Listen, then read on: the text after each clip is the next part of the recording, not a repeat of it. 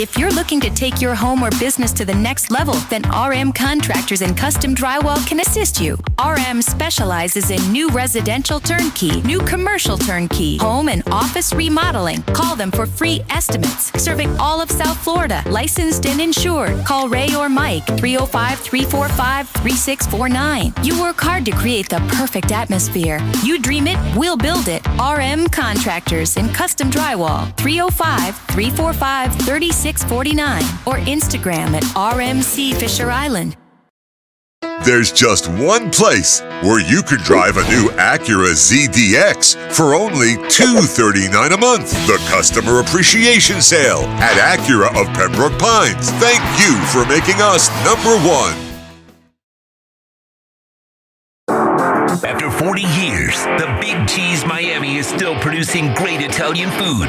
They started in 1984. Since then, they've been winning awards while being voted the best inexpensive Italian restaurant in Miami. Visit them for great food, amazing service. Witness the decades of Cane's memories. The walls are like a Miami Hurricanes Hall of Fame. The Big Cheese delivers anything on its menu or party platter menu to your home, office, or even a park for a picnic. Located at 8080 Southwest 67th Avenue, Miami. Call 305-662-6855. TheBigCheeseMiami.com, where they serve large portions at family prices. We're celebrating a new year with new savings at Toyota of Hollywood, the official #1 volume Toyota dealer. Save big on a 24 Corolla, not $24,000, $17,988. Buy with 0% financing, 0 down. We're bringing you deals that strike fast and hard at the #1 volume Toyota dealer, Toyota of Hollywood, on 441 between Hollywood Boulevard and Sheridan Street. Open till midnight.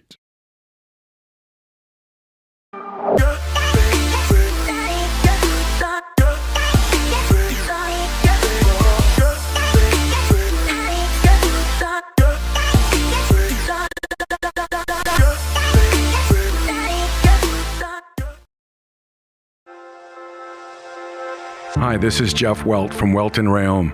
Dan and I have been in business together for over 22 years. We're not your typical lawyers. When Dan's not working in the office, he's flying his stunt plane. When I'm not in the office, I'm either getting tattooed, bowling, riding a motorcycle, or going to concerts. We might not be your typical attorneys, but we are aggressive attorneys, and we'll do whatever it takes to get you what you deserve. Consultations are always free. Call us anytime, 24/7. Welt and Rayom can help.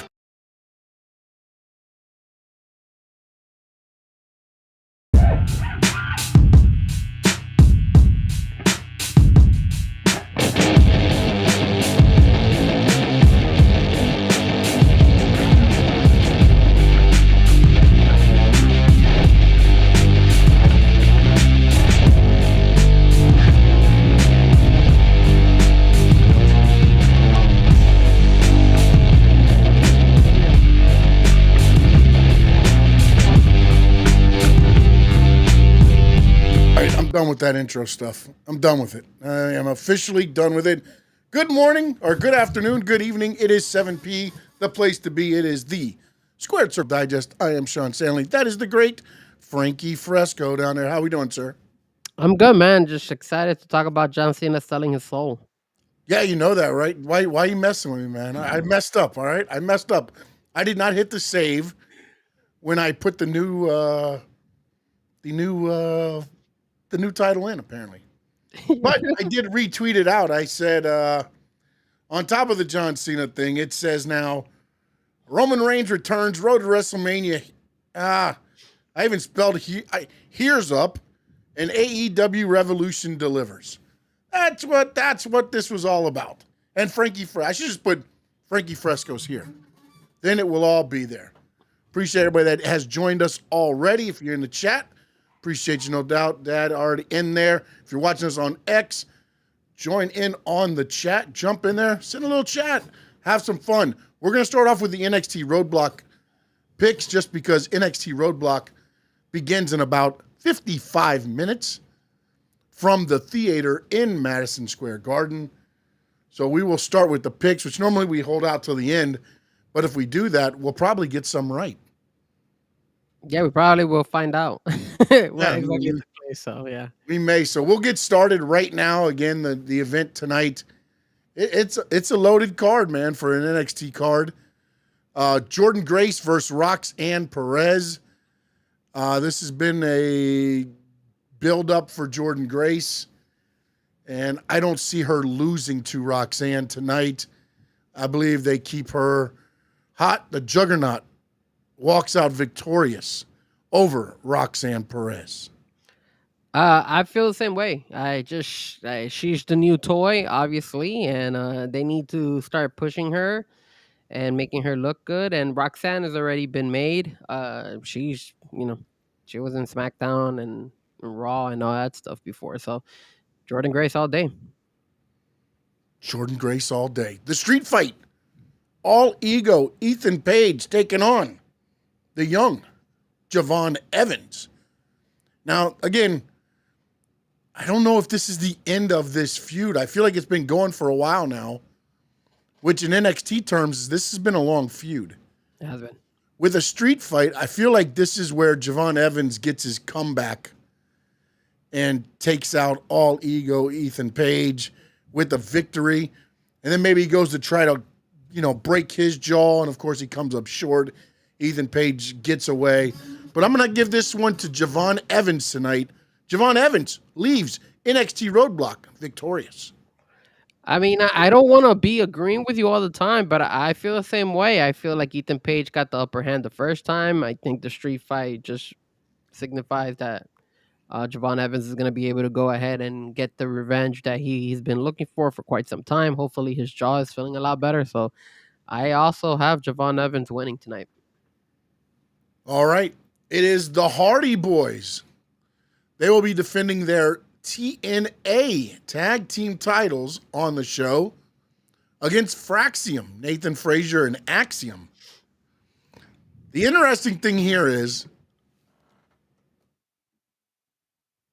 it is for the TNA titles on an NXT event, which would signify to me that the Hardy Boys are going over. They keep their titles. But with the way Fraxium is put on NXT, I don't think they lose here. I think there's going to be a this match is going to. I don't know if it's going to be a TNA tag team coming in or an NXT tag team coming in, but I think this is going to be a no decision. I don't think either team will win, and then ultimately, I think we end up getting a. If this partnership works out, I think we get a joint title versus title. But tonight, no winner in this match. No winner. All right. That's a very good take from your behalf. I'm not going to go that route. Like you said, it is for the TNA World title, tag team titles. It's hard for me to go ahead and give Nathan Frazier and Axiom the loss because they're so, they've been in a really, really long run as NXT they're booked champions. so strong in NXT. Yeah, and the Hardy Boys are good. And obviously they're the TNA. It just wouldn't make any sense for the Hardy Boys to lose the TNA belts. But I'm going to go out on a limb. I'm going to say Nathan Frazier and Axiom win. I feel like they'll win the tag team belts. It'll be the first time that you have an NXT have the tag team belts be held by the NXT team. And I think they'll run it back in TNA in an actual TNA card. And then that's when the Hardys would get the victory. So I'm going to go and say Nathan Frazier and Axiom become your new TNA World Tag Team Champions. All right. Again, to be honest with you, if I had to pick a winner, I'm going for Axiom. Just the way they've been booked on NXT. I just don't see them losing. I agree with you. Which is why I think it's going to be some kind of just a big schmoz or something and then lead to maybe another like four tag teams or 3 tag teams. You get 2 from TNA, 2 from NXT or something like that. I just don't feel like there's going to be that winner there. And this is another match, which I'm not sure what the booking idea behind this is.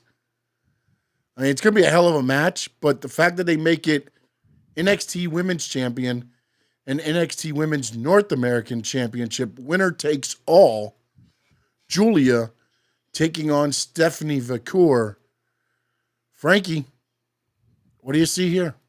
Well, look, obviously, you guys, if you haven't heard or seen before, these girls have fought before. And Stephanie Vaquer actually has the upper hand right now. She's won 2 matches, and Julia has won 1. Obviously, I'm pretty sure it's either been in New Japan or a different wrestling organization, obviously, because we just started looking at them here in NXT. Look, man, I think it would hurt either one of them to lose the belt. Like, I don't understand why they would book this. Yeah. Um, I'm gonna go out on a limb here, and I'm gonna say I'm gonna pull a Sean here. I'm gonna say it's a no decision. Somebody gets disqualified, and I think somebody gets involved. I don't think either one of them lose their belts, but somebody gets involved. I don't know who. If I have to pick one, I'll say Julia wins, but by disqualification. But I still feel that both of them still get to keep their titles. Okay, so you're saying the smallest kind of ending there. Yeah. Man, see, I agree with you. Because, I mean, unless they're just going to get rid of the women's North American title, but you just brought that in. Yeah. So I have to agree with you, but I don't know. Man, that's making my TNA World Tag Team Championship bid look bad. Because if they do that twice in a show, oof, man.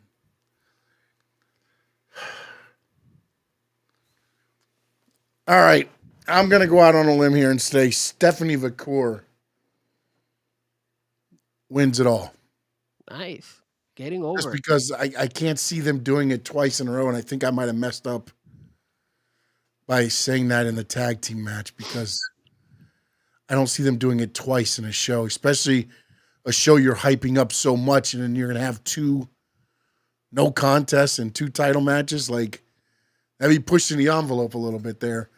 And then, now I guess they've added something to this. The NXT Championship, Titan versus Titan. Obafemi, the champion, defends his title against TNA's Moose. And look, I think it's going to be a great match, a hard-hitting match. They're probably going to beat the crap out of each other.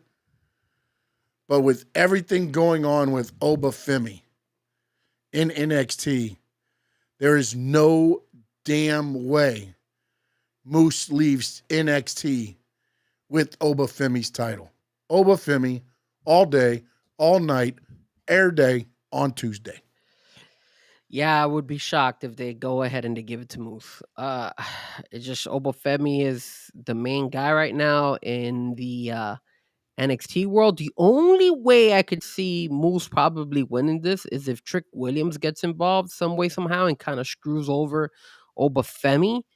Because it would be nice to see Trick Williams involved some way, somehow, since he's not wrestling tonight. Oh, man, because that's the only way I could actually see Obafemi losing. But even if Trick, I was about to say Trick Daddy, Trick Williams gets involved, I still think Obafemi finds a way to win it. So I'm gonna go as well with the same pick as you, Obafemi all day. All right, want to welcome in Sammy, Bounce DJ, Terry, all you guys in the chat. Appreciate you guys. No doubt says Motor City Machine Guns and Hardys have any beef. I don't think so. I think I'm not sure there. I mean, I'm sure at some point every team's going to have beef somewhere. So maybe down somewhere along the line they've probably met there. But there's our roadblock picks at 8 p.m. The show starts in about 45 minutes. Mm-hmm. You can see either how good we picked or how bad we picked. And real quick, which match starts the show? For me, I'm gonna go and say,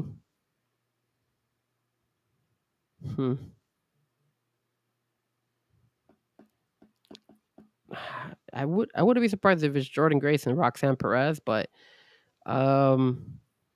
they want the crowd to get excited. I'll go out on a limb. I'll say the TNA World Tag Team Championship is the one that starts the show. You know what's funny is I think it's going to be either that one or the NXT Championship match. I think the girls close out the show. No, I think Obafemi and Moose close it out. But I feel like you have Stephanie and Julia, like the co-main event. Yeah, I think the street fight could be another possibility. Street fight might be a possibility as well. I just don't see the Roxanne and But Jordan Gray. I'm thinking about like WWE main roster. They always the first match means a lot, and of course the main event means a lot. So Yeah, sure. when I look at this card, those two matches stick out, and then the tag team title just because the Hardys return. So we'll see which way they go, though. It'll be very interesting card, and we'll let you know once it gets underway. We'll probably still be yapping away here. Hopefully, try not to do a marathon tonight. All right, so let's keep it down to a low roar today. All right, next topic. The road to WrestleMania is heating up. Frankie Fresco, do you think it's heating up?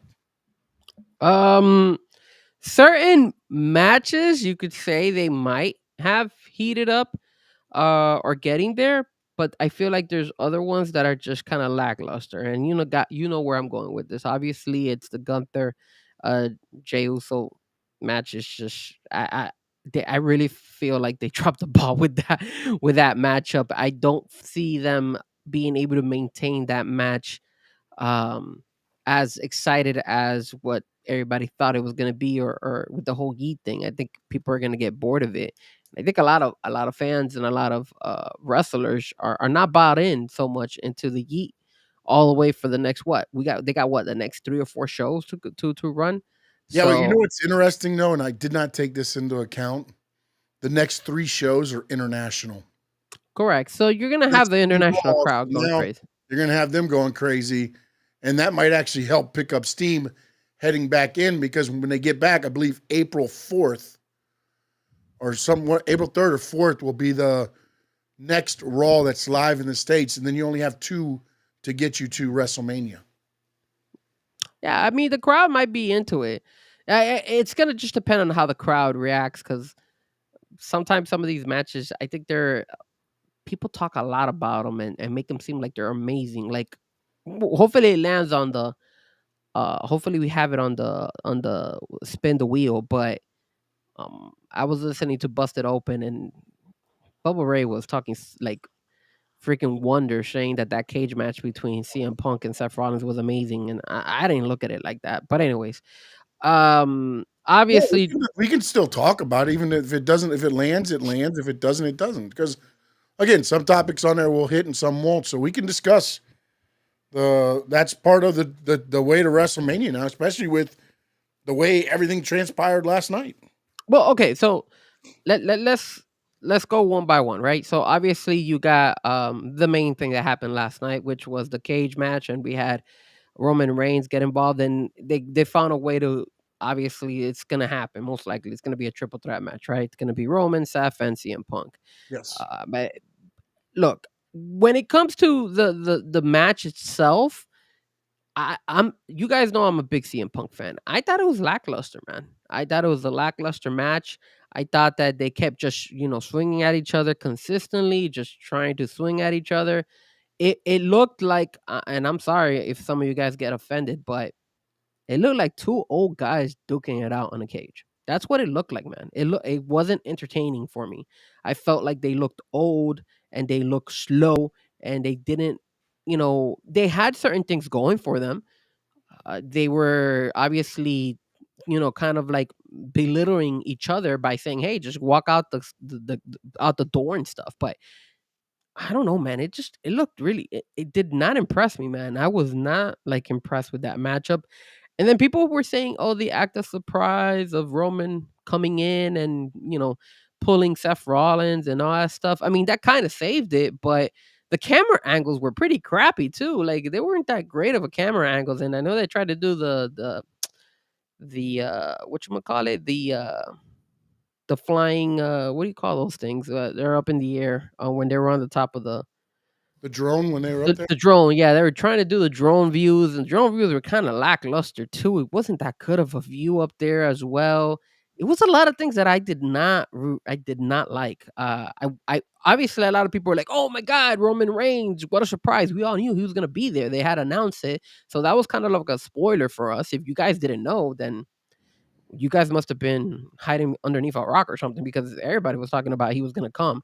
And then at the end, pause. And then after that, you had, the beating down of Seth Rollins. That was fine. I had no problem with that. But then, the whole situation with, Paul Heyman and CM Punk, I like that. That was fine. Those were the things that were like the saving grace of that match.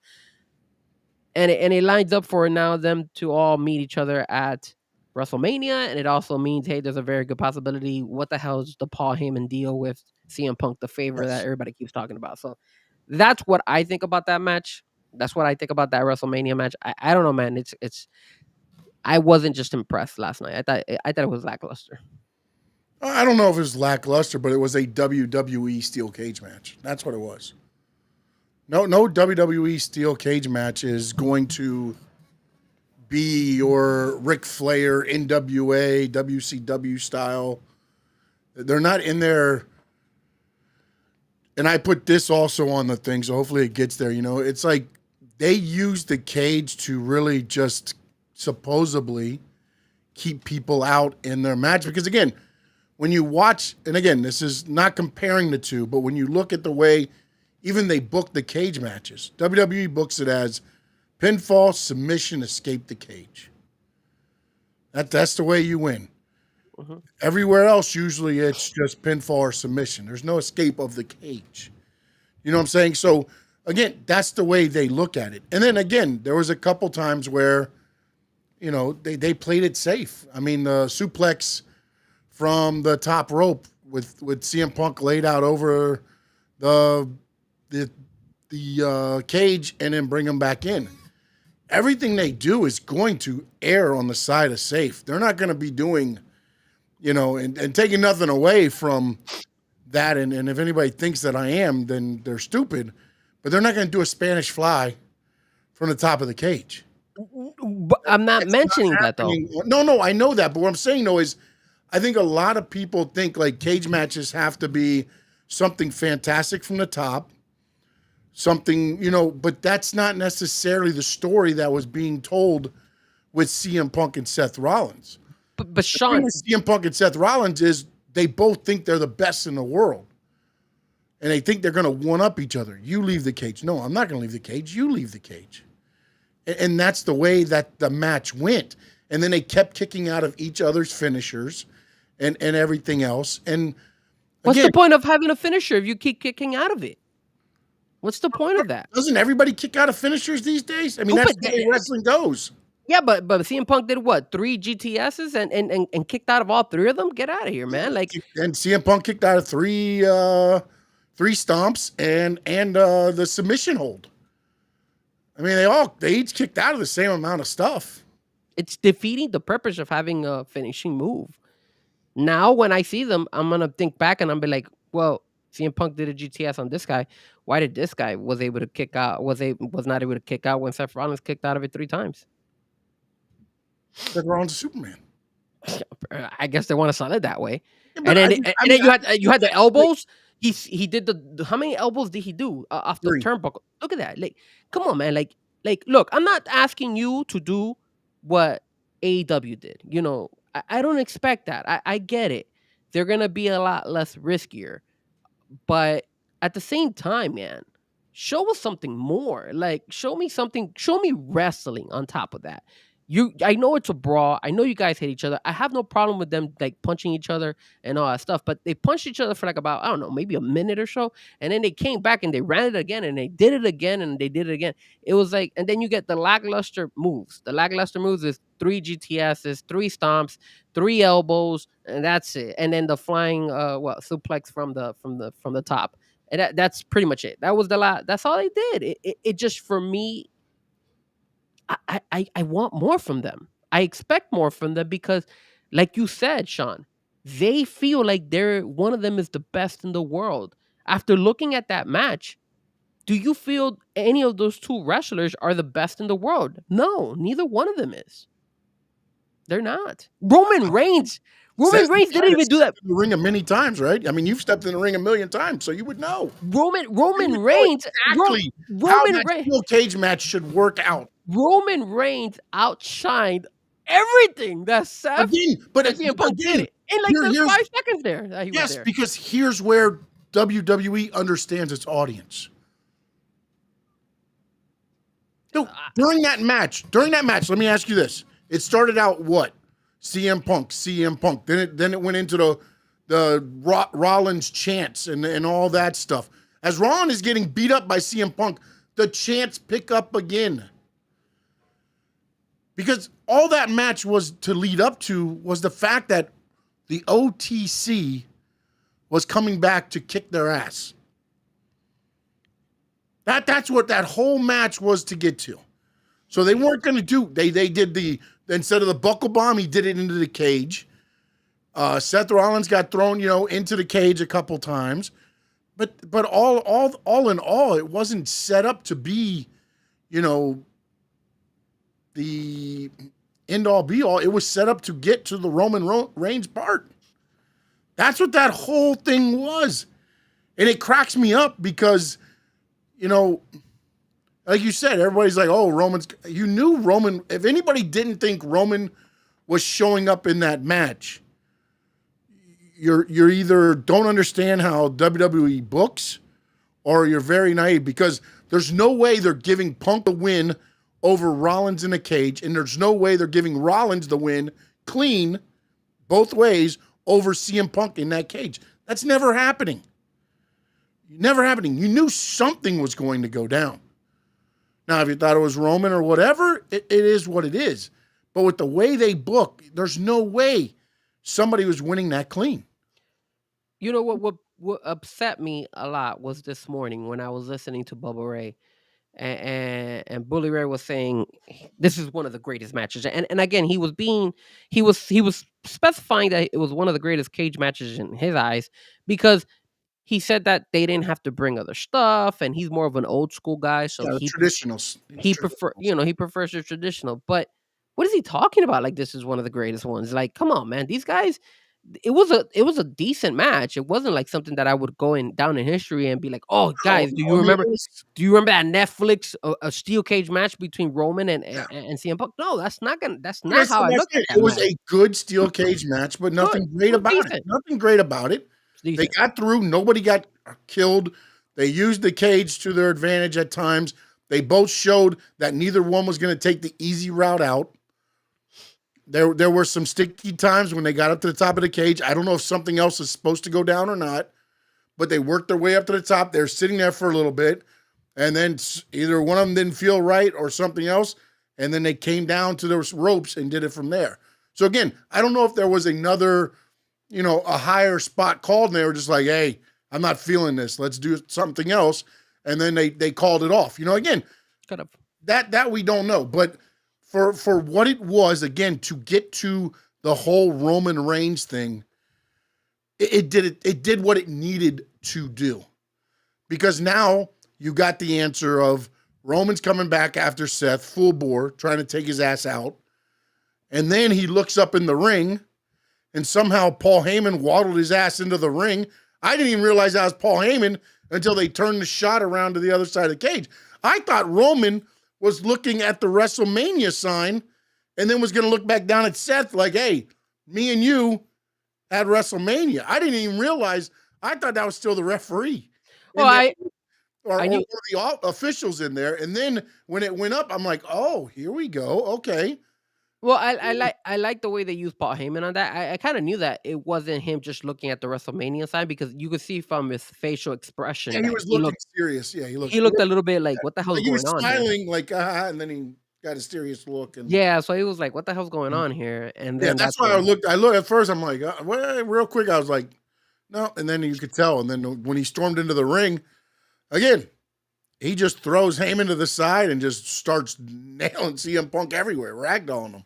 When it comes to the storytelling, hands down, they managed to get the job done. Yeah, nothing wrong with that. And to be honest, I didn't see it happening that way. I didn't. Neither did I. I never thought they were going to use Heyman in that way. It's really, I guarantee you, Heyman has done a lot of the work on this with everybody in the storytelling end of it to get it going the way it's going now. Let's see here. Hold on a minute. Rollins and Punk are too valuable right now to do some wild shit from the top of the cage on a Raw month before WrestleMania. It doesn't WWE. You're not getting the craziness from. You might get a splash from the top rope, and honestly, after what happened with Bronson Reed shattering his ankle, I don't know that they do that again anymore either.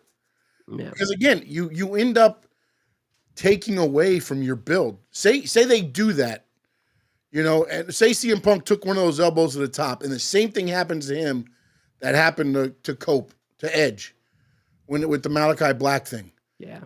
And now there goes the WrestleMania. I mean now it's you still got Seth Rollins and you still got Roman Reigns. But I feel like that takes a little bit away with the whole, again, the story for me is where the hell does Paul Heyman lie in this? That's true. And what is the favor? Is the favor to get CM Punk into the match, or is the favor that he gets Paul Heyman to align with him? That's going to be, again, or is it neither? I don't know. I'm just throwing it out there, but there's so many elements and layers to it that you start looking at it. And also last night they brought out Cody, and he lets everybody know that John Cena can't come to the U.S., but he can go to Belgium, and he'll be there for the show, and there'll be the first show they're on, the same show together since the turn. So we will see where that goes. Now, do you like the fact that they're doing the show live at 3:00 in the afternoon because they're in Belgium? I don't hate it. Because what else am I doing at 3:00 in the afternoon? Well, a lot of people are probably working. Yeah, but then again, it's automatically ready on replay as soon as it airs. Correct. So you can come home and watch it when you get home. You know what I'm saying? So I don't really have that issue, because again, it's one of those things where most of the time, and I guess they really couldn't do that this time because I'm looking at it, I'm going, so they're about 5 hours ahead of us because I guess if they do an 8:00 start there and it's 3:00 here, they're somehow 5 hours behind us. Maybe. Or ahead of us, whatever the hell they're right. My question is, why couldn't they just do it at 10:00 over there? And if it's 5 hours behind, then they would have started at 5. And I think most people already would have been home already. But yeah, but again, do they go on at 10:00? Because most of the time they do it at 3:00 or 4:00 in the afternoon, their time. Yeah. Which ends up being, our time, 8:00 or whatever. You know what I'm saying? Like, or 8:00 their time, which is like 1 or 2 our time for the PLEs. It usually works out that way too. So, I don't really have the issue on it. Again, they're probably not going to have a great maybe live watching this time for the next 3 weeks. But, again, it's going to be interesting because, again, now it's not a tape delay. That's what I really like about it. That's what I thought. I was a little bit shocked that they're not doing a tape delay because then you know what's going to happen. And then this is what I thought AEW was going to do that one Saturday with Max. Yeah. You have the ability to do it. Why don't you use it instead of tape delaying a big ass show that they did? And now, I get it. 3:00 in the afternoon, you may not have the same number, but now it's ready to go. And everybody's seen it that's going to be able to watch it. And it might be only spoiled for a few people now instead of for most of your audience. Yeah. Now, AKW Beat says this is to be expected from CM Punk. He's not going to take a big risk in the ring. That's the same thing you could say about Seth Rollins, though. Seth Rollins is going to do the same thing. He's not going to take the risk. Neither one of them is. They're both WWE guys. Can I tell you something else too? And people might get mad at me for this. That's why that AEW main event was the way it was. We'll talk about that. Yeah. We'll talk about that. So, again. But I really honestly feel that, they could have given a little bit more than what they gave. That's all I'm saying. And I'm not talking about the AEW. I'm talking about the I know. We're talking WWE right now. You're talking CM Punk, Seth Rollins in the cage. You felt they didn't give you enough effort. I felt they gave good effort in the fact that they were telling a story. They were laying there looking exhausted, kicking out of moves. And again, the other thing that was telling is, yes, they kicked out of moves, but they didn't kick out and hulk up. There was a shoulder up. It was a very, it wasn't a strong kick out as a lot of them were happening. So that They were still again, kicking out. a little bit of storytelling. No, they got a shoulder up. That's a reaction. Nah, man. That's a reaction. Again, 1, 2, man. oh, there you go, up. See, That's as you're in the ring and you hear the count go 1, 2, you get reactions. I hear 1, 2, and oh, look, the shoulder comes up. And What that's fine. But when you do it 3 times, Wow. that defeats the 1, 2, purpose up. of having a 1, 2, finishing up. move. 1, 2, up. It makes no sense. It just makes no sense. Yeah, but when you deliver it tired, it doesn't have the same effect. There's a lot of moves they could have easily done Oh, yeah. that could not have hurt them. Like you could do power bombs in there. You could do, I don't know, anything. Things that are not, you don't have to do, these acrobatic moves like a lot of the AEW wrestlers do. I'm not asking that from CM Punk or Seth Rollins. Because number one, again, like you said, is WWE, and number two, they're a lot older. So and what a lot of you guys have been pointing out, yeah, WrestleMania is right around the corner. So you don't want neither one of those guys to get hurt. But I'm saying you're not gonna lose anything by having, maybe one of them gets on the turnbuckle, the other one grabs them and does a power bomb off the turnbuckle or something like that. It's not gonna hurt somebody.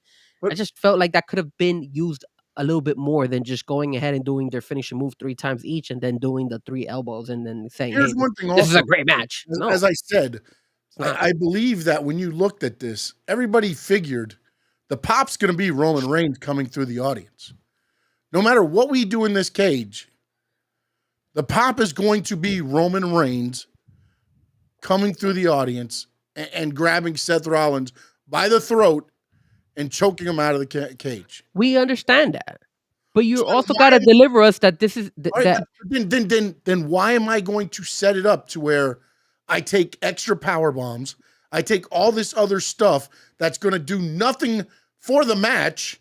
it just will so do that it something gets for the over? match. What does it do for the match that didn't happen during that match? You had how long did that match go for? What, maybe 20 minutes, 25 minutes, probably 21 somewhere around minutes, there? 21 and a half minutes, something like that. 21 and a half minutes. All right, let's say. So for literally for 21 and a half minutes, let's say about 18 minutes before Roman came out.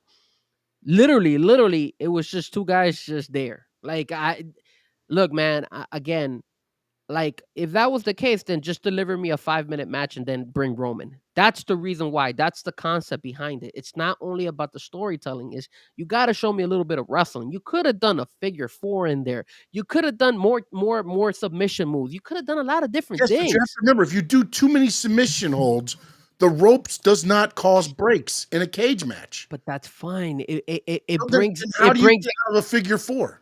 you turn it around. Okay, and then now that person's stuck in the figure. Yeah, and then you push behind, and then you could probably push him off, and then he could push him against the cage or something. Use the cage for your help. But they did do that, man. Maybe not to your liking, but they did do that. No Doubt Ghost says, I thought the exaggerated superplex from the top rope was that oh crap moment. But again, that was the only thing that was different outside of the thing that they did. To do when you're telling the story they were trying to tell, though. Nah, I mean for you, look, you are happy with the story. I'm happy with the story too. I'm not saying the story's bad. All I'm saying is I wanted a little bit more from those 2 guys. I guess I'm being Wanting to take extra power bombs and everything else. Spoken like a guy that's never been in a wrestling ring. I've never been in a wrestling ring, but I will tell you something. You as a wrestler, you've been doing this all your life. You are trained to take all these bumps. You know how to take care of one or the other. It doesn't necessarily mean, hey, I can't go ahead and take this bump because, oh my God, I'm gonna injure myself. Dude, you could have injured we've seen Adam Cole when he came out running and injured his foot. So, dude, like just give us something a little bit more. That's all I'm asking for. You don't have to kill yourself out there. It's not what I'm trying to say. But when you see the same thing over and over and over, you see these guys kicking out, you're defeating the purpose of their finishing moves. You're defeating the purpose of like actually being entertained in that match. Because I wasn't like, and what frustrates me is that They were talking about it busted open like this was a great match, like a memorable. What the hell you guys talking about? Like this was memorable. It was an okay match. It was decent. I guess it got the job done. It was memorable because of the ending. That's the only thing. No, they were talking. No, not necessarily because. No, I'm saying from my end. I know what Bubba was saying. From a traditional side, it was a great match because, again, when you had Flair and them going 60 minutes in a cage match, there wasn't bringing in other stuff. It was using the cage. Correct. It was a match inside a cage. And that's the traditionalist style. So when others bring in other things, and again, not comparing, and they said on the show as well, they weren't comparing. For his style, he liked the CM Punk cage match. But and again, but keep in mind, Sean, he could say everything he wants about, hey, I'm not comparing. He's also getting paid by them. So of course. So he's going to sell the crap out of that cage match. Exactly. And again, I'm not saying it was bad, but I'm also not saying that they needed to do more. I thought they did what they needed to do to get to the spot that they got to. Why are they going to, again, here's my question. Those two kill each other in this match. Okay? Kill each other. If you're asking them to do more power bombs on top of everything else they did, what you're telling me that if they do one power bomb, it's gonna kill each other? No, so come on. One more power You're telling me doing a figure four is gonna kill him? Hold on a minute. So if they change this match, make one figure four and one power bomb, Frankie Fresco's saying it's a different match. You add more stuff to it, it's a little bit more diverse. No, not more stuff. Yeah. You said a power bomb and a figure four. I'm giving you examples of other things they could have done, is what I'm trying to tell you. I wasn't entertained by the fact that they just kept punching each other and then they did their finishing move 3 times and kept kicking out. But there was more to it than that if you watch it. Apparently, you didn't watch the whole thing. Come on, man. What, you throw them a little bit over to the fence and all this stuff? Okay, whatever, bro. It's a cage match. I wasn't sold. I'll tell you that right now. It wasn't sold. I'm telling you, what sold that thing at the end was Roman Reigns. That's it. That's all it was. If you eliminate the fact that Roman Reigns got involved, you're telling me you were saying, hey man, that was a great match? No, but also I think if Roman Reigns doesn't get involved, the match is called differently. And it's boring. It's a boring match, right? No, the match is called differently. They don't call the match that they called if Roman Reigns isn't coming out. I don't know about all that, but okay, if you say so. I believe so. I mean, again, no matter what they did, it was not going to get the pop that Roman Reigns was going to get, no matter what they did. All right, let's move on. We had Io Sky get disrespected by Bianca and Rhea, and then she slapped the shit out of both of them. I loved it. I thought that was stupid. Oh, of course you did. I thought that was the most dumbest thing. You got Rhea Ripley, who has gone ahead and beat the crap out of Liv Morgan, beat the crap out of Dom, beat the crap out of almost any woman that she's faced, and then she gets slapped by Io and doesn't do anything. She just looks at you. Oh, I just got hit in my face. What are you trying to sell to me? That Io is gonna, that you're afraid of Io? Get the hell out of here. That was terrible. That was horrible. What do you mean you're afraid of? It was like more of a shock. Like, holy, Io just slapped the shit out of me. Shocked. She should have gone ahead and trucked her ass. They each pie-faced her once. Then they both pie-faced her. And then she went all Asuka Io Sky on them and just hauled off, slapped both of them, and left. That was terrible take. From all 3 of them, man. It was bad. I like you could tell that they belittled the crap out of her by pushing her to the side. And I thought that was fine. But then what she should have done is she should have started not only slapping them, she should have started kicking both of their asses. And they'd be like, okay, now she's pissed. She wants to go ahead and kick everybody's ass. And then again, it kind of all fits into the storyline. They're going to probably most likely make this a 3-way. It's already a 3-way. It's going to be a triple threat match. It's already been, that's pretty much where they're going. But again, this is where they are 6 weeks out. Why is anything going to happen where Io Sky beats both of them up? Like, that makes no sense. It was slap, and it makes crazy and then leaves. And it makes sense for Io Sky to slap both of them and those 2 girls not do anything? Come on. You know how Bianca Belair works and you know how Rhea Ripley works. Both of them are shocked that they got slapped by Io Sky? Yeah, because they weren't focused on Io. Io was not even in the ring to them. She's a champion. Yes, and look at how the interview went. They did not even talk to her. They Terrible talked face to face to each other as if Io Sky wasn't there. Just like right now, I'm talking about things, and Frankie Fresco isn't even there. I'm pushing him in the face, pieing him in the face, leaving him away. And I see the viewership's going down because people Yeah, understand of course that. it is. Of course, Because Frankie- they Yeah, see that it of makes no course. freaking sense. They're making what viewership is going down? The viewership's going down here because you nothing makes sense anymore. Nothing makes sense. Sean, I don't about understand. it. Think about it. These two girls are going at it, and then all of us. Okay, I don't have a problem with Io going ahead and having a reaction. I expect her to have a reaction, but then she slaps the crap out of Rhea Ripley. She slaps the crap out of Bianca Belair, and they just stand there like idiots, looking shocked, shocked that she had actually gone ahead and done something. Because obviously, Io Sky is nothing, right? Well, she is the women's champion, and second of all, dude, like both of those girls can destroy her at the same time. Like, dude, they could have done a better. It was just not coordinated correctly. I thought that was dumb. I didn't like. What I didn't did like you it. want to like? Okay, she slaps both of them, and then she's going to start beating up on both of them. That's stupid.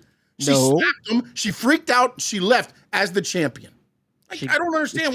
She could have slapped one of them. Then Rhea Ripley's gonna go ahead and respond, and when Rhea Ripley's gonna go ahead and respond, she hits Bianca Belair. Bianca Belair all of a sudden is now pissed, and then she's gonna go and hit Rhea Ripley, and then all of a sudden Io Sky gets in it. They could have done so many different things for that. You have 6 weeks. You have 6 weeks. You don't think that particular thing is going to happen again down the road? So you're telling me that you're fine with her slapping those two girls and those two girls? If I slap you, Sean, you're just gonna stand there and look at me dumbfounded and be like, "Yeah, I didn't know Frankie was gonna slap me." First off, you Tell want me. to do it that way. We're not. Look. Oh, okay. First off, I we'll do it that way. get what you're saying. If we're on the streets and you walk up to me and slap me, then I'm going to slap the shit out of you. No. Yes, I am. If we're both talking, it's not that we're just on Okay, the if we're street. talking and you slap me, I'm slapping you back. Yes. Exactly. Yes, but Exactly. here's the thing. They were disrespecting her so much like she wasn't even there. The slap said, hey, I'm here. That is the wake-up call to Bianca and Rhea for this match. That's all the slaps were, a wake-up call. It's not you and Rhea. It's not Bianca versus Rhea. It's Bianca and Rhea, and I am the champion. But here's the issue. I don't have a problem with her slapping. It's my reaction of Rhea Ripley and Bianca Belair just going ahead and allowing them to be like shocked that they got slapped. You just finished answering my Io Sky to do that. You though. just answered my question. No. You said You asked that if me I slap on the you, street, your on the reaction, street, your you reaction is gonna slap slap me, me. I'm slapping you back. So then why wouldn't Rhea Ripley or Bianca go ahead and have a reaction the same way? Let me go and clock her. Again, if you watched it, the story was they didn't even realize she was there. They were so focused on each other, they kept disrespecting her, and then she slapped him to remind them, hey, the champ is here. Not to take a note away from John Cena. But that's all that was. Dumb. Now they're both going to be fired up to go on and take out Io. I almost said Rhea. So It's dumb. I think it's not a good take on them. I think again another one that I feel like hey they could have done so better. what? She slaps Rhea. Rhea goes to hit her. She ducks. She hits Bianca. Io turns around, hits Rhea. I mean, what are we doing? This is They could have done something. for 6 weeks out. They haven't they But done that? yes. Haven't they done that with Gunther and Jey Uso for 6 weeks out? For 10 weeks they've been doing stuff like this. So then why are you going ahead and making it seem like this is like the wrong move? They've already done it before with Jey Uso and Gunther. They've already done it. So whether it's right or wrong, they've done it already. I just don't get it. Yeah, Like, but again, that's one on. Again, you're missing the whole spot to where Rhea and Bianca acted like Io wasn't there. I'm Like not that's the missing that part you're spot. missing. I'm not missing that spot. But then how the hell are you surprised where they realize like, oh wait, somebody else was there and slapped the shit out of us?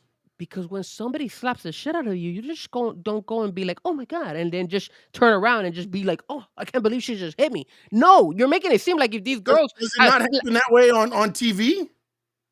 that's the wrong way of doing it. You slap me, I'm gonna slap you back. I'm gonna react. I'm not just gonna go ahead and sit like a little bitch in the back and just be like, oh, what? Especially since the two people she slapped are known to be characters that have gone ahead and whooped ass. She has beaten the crap out of Dom. She's whooped the crap out of Liv Morgan. She's whooped the crap out of Nia Jax. Bianca has done the same crap in SmackDown and in her track history. Yep. And now And then- all of a sudden you're like, oh, I Let me can't ask believe you I'm this. shocked Io Sky. Let me ask you this: the tunnel vision of Rhea Ripley on Bianca Belair, did that not cost her world championship last week? Say that again. The what? The tunnel vision she has with Bianca Belair. Nothing else exists when she's there with Bianca Belair. It's her and Bianca. Her and Bianca. That's why she lost the title to Io last week. I'll see you at WrestleMania. Oh, no, I won't. Yeah, Again, it's as if Io is not there. That's the story. Now Io has awoken both of them up because of the slaps. And then now I'm sure you're going to get a more intense when Io's around with Rhea and Bianca. There's going to be payback. I mean, if you think that way, that's fine. One way of thinking about it. But remember, also Bianca did go ahead and tell Rhea Ripley, hey, you've never beaten Io Sky. So maybe it's the fact, why would they even relevant say that then? If her tunnel vision was so much on Bianca Belair, why even mention that then? Let me ask you something. Once Bianca said that when she was like, I didn't mean, if you thought I was disrespecting you last week, and she was going into the story. Once Rhea's music hits, Rhea gets in the ring with her and Bianca. They're pie facing Io the whole time, pushing her away. Yeah. 4 times they did it. Yes, correct. And then she slaps Rhea. Yeah, and then Bianca just looks like an idiot. And then she turns and slaps her. Yeah, and then they both, knowing that they just got bitch slapped, they just stay there and just look dumb.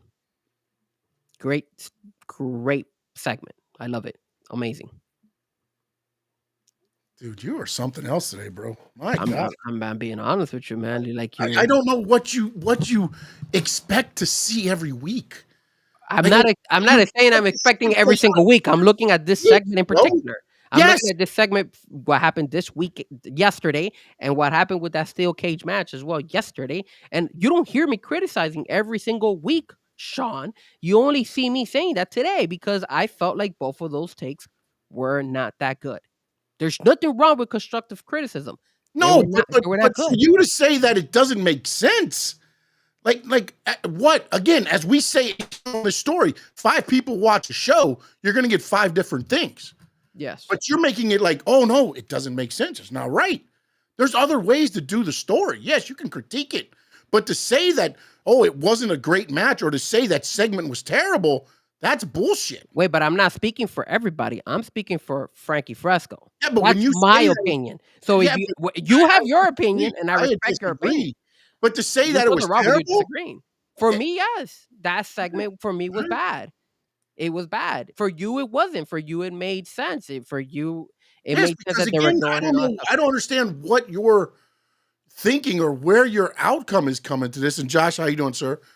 I just don't understand like what the whole. Where do you think it's going? Like if they all start beating the crap out of each other now, again, we're 6 weeks out still. At what point does it turn into Jey Uso and Gunther? Again, it doesn't necessarily have to be to an extreme. It could have been something where Io Sky just went ahead and slapped one of them, and then Rhea was gonna go ahead and hit Io Sky, and then Io Sky moves out of the way and hits Bianca, and then you have Io Sky outside the ring. You could have Bianca on the ground. You have Rhea Ripley looking kind of confused as to what happened here, and at the same time, she's looking at Io Sky, and Io Sky is like, "Yeah, I stood up to you. Not only did I stood up to you last week, but now and beat you. I stood up to you this week as well." And they could have done it all over again next week or whatever. There's so but then that only aims toward Rhea. Okay, then do it the other way around. It You're doesn't only aiming at do it Bianca. dead on This- Bianca then. This Then is hit. where you have solidified now that it's going to be a triple threat at WrestleMania. She slaps just both said of it. them. You just said it that they solidified it already. You said it when we started Yes, this because topic. Io went after Bianca and Rhea. So that was the whole If she part only of the slaps thing. one, then it's not. It's just like, oh, We already knew it was going to be like a triple threat match. We all knew that the moment Rhea Ripley came out from when they mentioned yes, her name. we did. Not everybody knew. I mean, again, if not everybody knew, then you must be underneath a rock or something. Because come on, it's like the Not Roman everybody- Reigns thing. Not everybody understands the whole thing of WWE. Not everybody watches WWE TV weekly like we do now until they got Netflix. They used to be behind us in the international ways. Okay, maybe I guess. I just don't see it. And then when it comes to, I will say this: I am excited about Cody and John Cena. I want to see what happens next. So it just sucks that we have to see it I at mean, 2 o'clock. but- let's hopefully they pull out like pistols and shoot each other. Maybe you'll talk about it and be good. It's a good segment. There's blood. There was shooting. There's bullets. Again, Cena brought out his Tommy. what I like about He's a Sean is thug that now. He's thugonomics. what I like about Sean is that whenever I say something and I don't agree with you, you want to go ahead and tell me, hey Frankie, you're wrong, and I'm not right. saying you're wrong, But everybody has their what own I'm- different way of looking at it. Yes, but what I'm saying though is you said it was terrible. It was a bad take. Yes, it was a bad take. It was. Now I'll give you a good take. I thought that Chad Gable I with the would whole say- mask and all that stuff. I thought didn't that was like it, great. but I wouldn't say it was terrible. It was bad, man. It was bad. It was bad for who? For you. It was bad Again, for a this lot is of what people. I'm saying. This is what I'm saying. You're saying it's bad. It wasn't. It was bad for you. I have a lot of people that probably will agree with what your point of view is, and we'll probably have a lot of people that agree with my point of view, where they'll go ahead and they say, "Hey, both of them have their reason. I listen to both of them, and one of them is I lean more towards this one than the other one. That's all." Because there's no right and wrong. I'm No, telling you, absolutely right and not. wrong. Your Absolutely takes are terrible, but I mean they're not wrong. That take was wrong, but that take wasn't good. But what I'm trying to tell you, the Chad Gable one was great. I Yes. loved it. And can I tell you something? Did you get to see the still photo of the guy that they took out? It looked like a. Looked like Ray Phoenix. Oh, really? No, you know who I thought You it was? look at it, he had the nose and like the slim body. I was like, I thought it was Dragon Lee. That's what I thought it was. you know what? It could have been either way. It was somebody similar. Dragon Lee's shorter. Yeah, And that's I why. look at But the Chad Gable was small I look at too. the build and I'm like, damn, man, I think that was Ray Phoenix. I don't know. I thought I thought that no, because I think Ray Phoenix is a little bit taller than Chad Gable. That's why I thought it was Dragon Lee. No, the guy again. Chad Gable's the one that did everything in the ring. That was Chad Gable. No, in the back when In they the were back, like, I pulling believe him. the guy they were taking out was taller. No, I thought it was the same kind No, of because they did that. They did the camera things to where it kind of makes it look like they did the camera play. That guy was taller. And, You know and what I was get it, funny? Chad Gable's innocent. Chad Gable is innocent. I love when he said "gracias." Yeah, that was so good when he said that. I was like, yo, that's funny.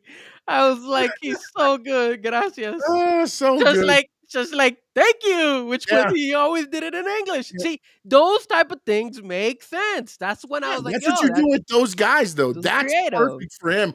This I like whole that. thing, I was like, what the hell are they going to do with this whole luchador thing? And now, man, take that back. Chad didn't. I know. Look, Chad is innocent. I'm saying it was Ray Phoenix out there doing all the things. But let me tell you something. I never want to see Chad Gable do another Hurricanrana. That was a little bit rough. Not gonna lie. I don't know what happened there. Like maybe the sweatpants. It just looked A a little little bit rough. rough. A little rough. Look a little bit. But I will say this: I like the fact that they put the reporter. I remember her name. Yes. But the reporter, they also included her. I In believe that. that's Kelly. That's Kathy Kelly. Is that her name? I don't remember. I know her name. They got a few new ones now because the NXT one's been coming up and getting some time too. So I'm not sure who was. I believe it was Kathy Kelly. I believe it was. But she was good. She did something that was not common. Yeah. She never gets that aggressive and that like upset at Chad Gable and be like, "Yo, stop lying to us." So Stop that lying. It was the same coat, same sweatsuit, and then the guys come walking out of the back with. It was so good. It was good, and he had the same shoes and everything. I was like, "Yeah, it's really good." I liked it. That was fun. That was cool. Yeah, no, it was very good. Let me see here. Hold on a minute. I hope Cena comes out at the end of the show. I really want to see what song he comes to. Man, I almost feel like I don't know. I hope they don't. I would give him a song now, a generic one, and then I wouldn't debut his heel song till WrestleMania, man. I would make it a freaking must-see entrance. But of course, we know it's probably not going to happen. They'll probably debut it. The thing is that the NXT thing, but you have to switch it up because look, they might tweak it a little bit because look at The Rock. You saw how they tweaked The Rock song. So yeah. I'm pretty sure they'll tweak John Cena's song. And plus, And I gotta believe, you know what they might do? Could they do something with him and Travis Scott? With him rapping with Travis Scott somehow? I would leave that for WrestleMania. I would leave for WrestleMania. If you make that theme, then you do it live at WrestleMania. Yeah, Travis Scott bringing them to the ring. You can introduce it now, and then you do it live at WrestleMania with Travis Scott on the mic. So you do the instrumental right now, right? And then the night of the WrestleMania, he could come out rapping to it and putting his own lyrics on it and all that stuff. Yeah. And then with John Cena, I think, and then John Cena can go, even if John Cena raps or whatnot. Even though I don't think he would rap, but or maybe he could do something. No, he's. I don't know. I honestly, I'm ignorant with the Travis Scott stuff. I don't know how he sounds, but Cena reminds old school, like, you know. I mean, you've heard it. You've heard his "My Time Is Now" and all that stuff. So yeah, kind of know how his. I don't know if it'll flow with what it is with Travis Scott. Anything else WWE that you? Well, I mean, I don't know if you noticed right now on X. I know she just posted it a couple minutes ago, and I believe it was. This is going back to SmackDown, obviously, and it was the fact that Naomi, I believe. There's beef going on right now with Rikishi and Jade Cargill. So apparently, Naomi just went on Twitter, I think right before we got on, and I think she had mentioned she was like she posted a whole bunch of pictures of Jade Cargill, and she basically went ahead and said bitch. Yeah, well, Jade Cargill put out another picture where she said that bitch. You know how she always does. Here it is. You see? She posted and then Naomi put up you're a bitch. Yeah. And then now Rikishi's said something on his podcast, and Jade went back at that. I don't know what was said yet. I haven't seen the Rikishi part of it yet, but she said she made mention of Rikishi and you know, of course, Naomi married to Jimmy Uso, so is in the Rikishi family. So it'd be very interesting. Yeah, if you go to my Frankie Fresco Twitter account, you'll see what I'm talking about. I just reposted her saying you're a bitch. Yeah. And did you like the take on Saturday? Did you like the fact that Naomi was saying all this and that they kind of left Bianca? They kind of made Bianca as like the innocent one here. And do you? Yeah, I'm mixed on this, man, because I get what they're trying. I get the whole thing now. Now thinking about this, Bianca's moving on to the heavyweight title, right? So she kind of washes her hands of all of this. She goes to Raw. She's off SmackDown. They kind of did the thing where she tried to reason with Naomi. She walks up. Jade's walking out. They kind of look at each other. Jade puts her head down. Bianca puts her head down, kind of like, you know, go ahead, do what you got to do, and goes. I don't know if they're going to add more to this later down the line, but like I always felt like the main ending of this whole thing was Jade versus Bianca. Yeah. And I feel like that was a golden opportunity. And now I don't know how you get that back, because now it feels like this is all Naomi. With everything that's going on, the back and forth beef, like there's no slips of, oh, Bianca told me, or, you know, like something where they plant the egg of like, oh, no. It's like, I mean, maybe later, maybe she's getting beat down in the match so bad, and she's like, she made me do it. She made me do it. And then it's like, who made her do it? You know, kind of like it could be like the John Cena thing that, you know, Bianca's acting this whole time. Hey, I'm innocent, and then eventually she turns and be like, I was the one in it. So they still have time to do something. No, they haven't closed the door, but they've kind of pulled it, like they didn't shut it. They got it like close to where they can go either way. Again, it's what they do best. There's different layers to this to where they can go back to it and things like that, because again, it involves all of them. And I think where they have left the door open is because we haven't officially seen a face to face between Jade Cargill and Bianca. So Yep. That's going to be the thing. And then does it happen at WrestleMania? Bianca wins the title, and Jade's there waiting for her in the back. If I mean, again, if that's the way they're going to go, now all of a sudden it's boom. Now you're my target, and then now things start changing a little bit as far as now that she's the champion. I like Naomi being a heel though. I think I that love Naomi as a heel. I loved her before when she was a heel. Yeah. And the thing is, there's the Tonga twins. I don't know if you ever seen them. They're two female wrestlers, and they were on the women wrestling with AJ Lee. Oh, okay. So I don't know if they get involved in this because some people think there's going to be a faction with Naomi to help her, fend off Jade in a way, or at least stay relevant. Because again, when you look at it, it shouldn't really be much of a contest. Hey man, but Jade versus Bianca, but they're Jade versus Naomi. I'm sorry. They're pushing Naomi, which is good. They are. I like that. I like the idea. I love the fact that segment went well. I thought Naomi did well as the heel there. Like, nobody. And then looking back on it now, when you look back at all the things, Bianca and Jade had matching gear every time. Naomi didn't. You know what I'm saying? Like again, little things that they probably did because they knew where this was heading. So now you always have those to go back to. So again, it's one of those things where Naomi feels like I didn't do wrong. I did right because you were treating me wrong.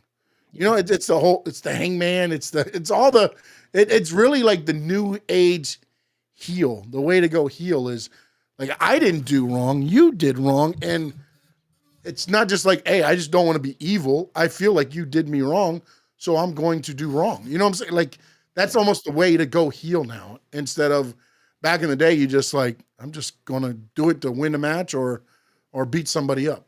Yeah. So anything else there from the SmackDown days or anything else? By the way, NXT has started. Do we know what match kicked off? I'm not sure, sir. I do not have it on my TV here. I do not have it on either on my phone. So all right. Again, we're trying to keep this a little bit less tonight than normal. No more 3-hour marathons. We're going to try to keep it to 2 hours. We are just over 1 hour, so we are doing well. Now we're going to get to Frankie Fresco's favorite part of the show. And no, he's not he hasn't been in the chat yet. Or has he? I haven't seen the AEW. He is there. Wilford has been in AEW. There it is. There it is. I had not seen it. I missed it. It went through before tag team TNA match started it. I picked it. Hey, good job, man. I picked it, bro. I had the feeling. I knew it was gonna be one of those big ones, man. It's gonna be like they had 3 opportunities. I don't think you would have missed on any of them. AEW on pay-per-view Sunday night. Frankie, I know you had a long weekend.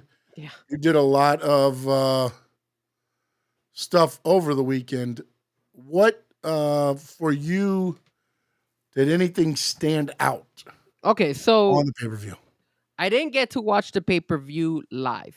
I got to watch the pay-per-view replay. I actually bought the pay-per-view. I said, you know what?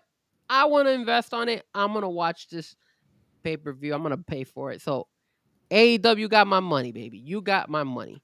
So first and foremost, the AEW pay-per-view, if I had to give it a grade, I would give it a C+. I thought really? It was. I was not too fond of the pay-per-view. I actually thought it was kind of lackluster. I think the 2 best matches that they had in that pay-per-view was, of course, the Hollywood ending. That Toni Storm Mariah May match was really good. I really enjoyed it. Can I tell you something also on that? The production at the end was perfect. Hell yeah. They nailed it with the end going across the stage and them dude, they nailed that one. The angles of her laying on the ring and the blood all over her and all that stuff. I mean, to you guys who don't like blood, it is what it is. But if you're looking for something out there that you don't see from these 2 girls, just duking it out left and right, it's so good that it kind of left I felt like the Kenny Omega Takeshita fight that followed right after was kind of like a downgrade. That's how good that match was. That when they went on, I was like, damn, I'm pretty sure that match is gonna be able to keep up. But still, the Tony Storm Mariah May match was that good, and it not only was it because of the wrestling, but it was because of the storytelling. There, I gotta give credit. That's the reason why that match lived up to the expectation that a lot of us had. And I'm shocked, man. I'm gonna. You might be off. You might tell me, Frankie, you're crazy. But I really like that MJF Hangman Page match to start off the It was card. good. I It thought started that off was. good. I thought those two matches lived up to expectation in that pay per view. I thought every other match that was on that pay per view was eh. That's it. Okay. I did not see anything else that caught me by surprise or anything like that. The ending, I was not too fond of the ending. That match between Moxley and Cope was very boring. It was Very boring. WWE-ish. It was very boring. And then not only that, but then you, out of the blue, I guess they try to do the WWE vibes and throw in Christian Cage in there to go ahead and try to steal that belt.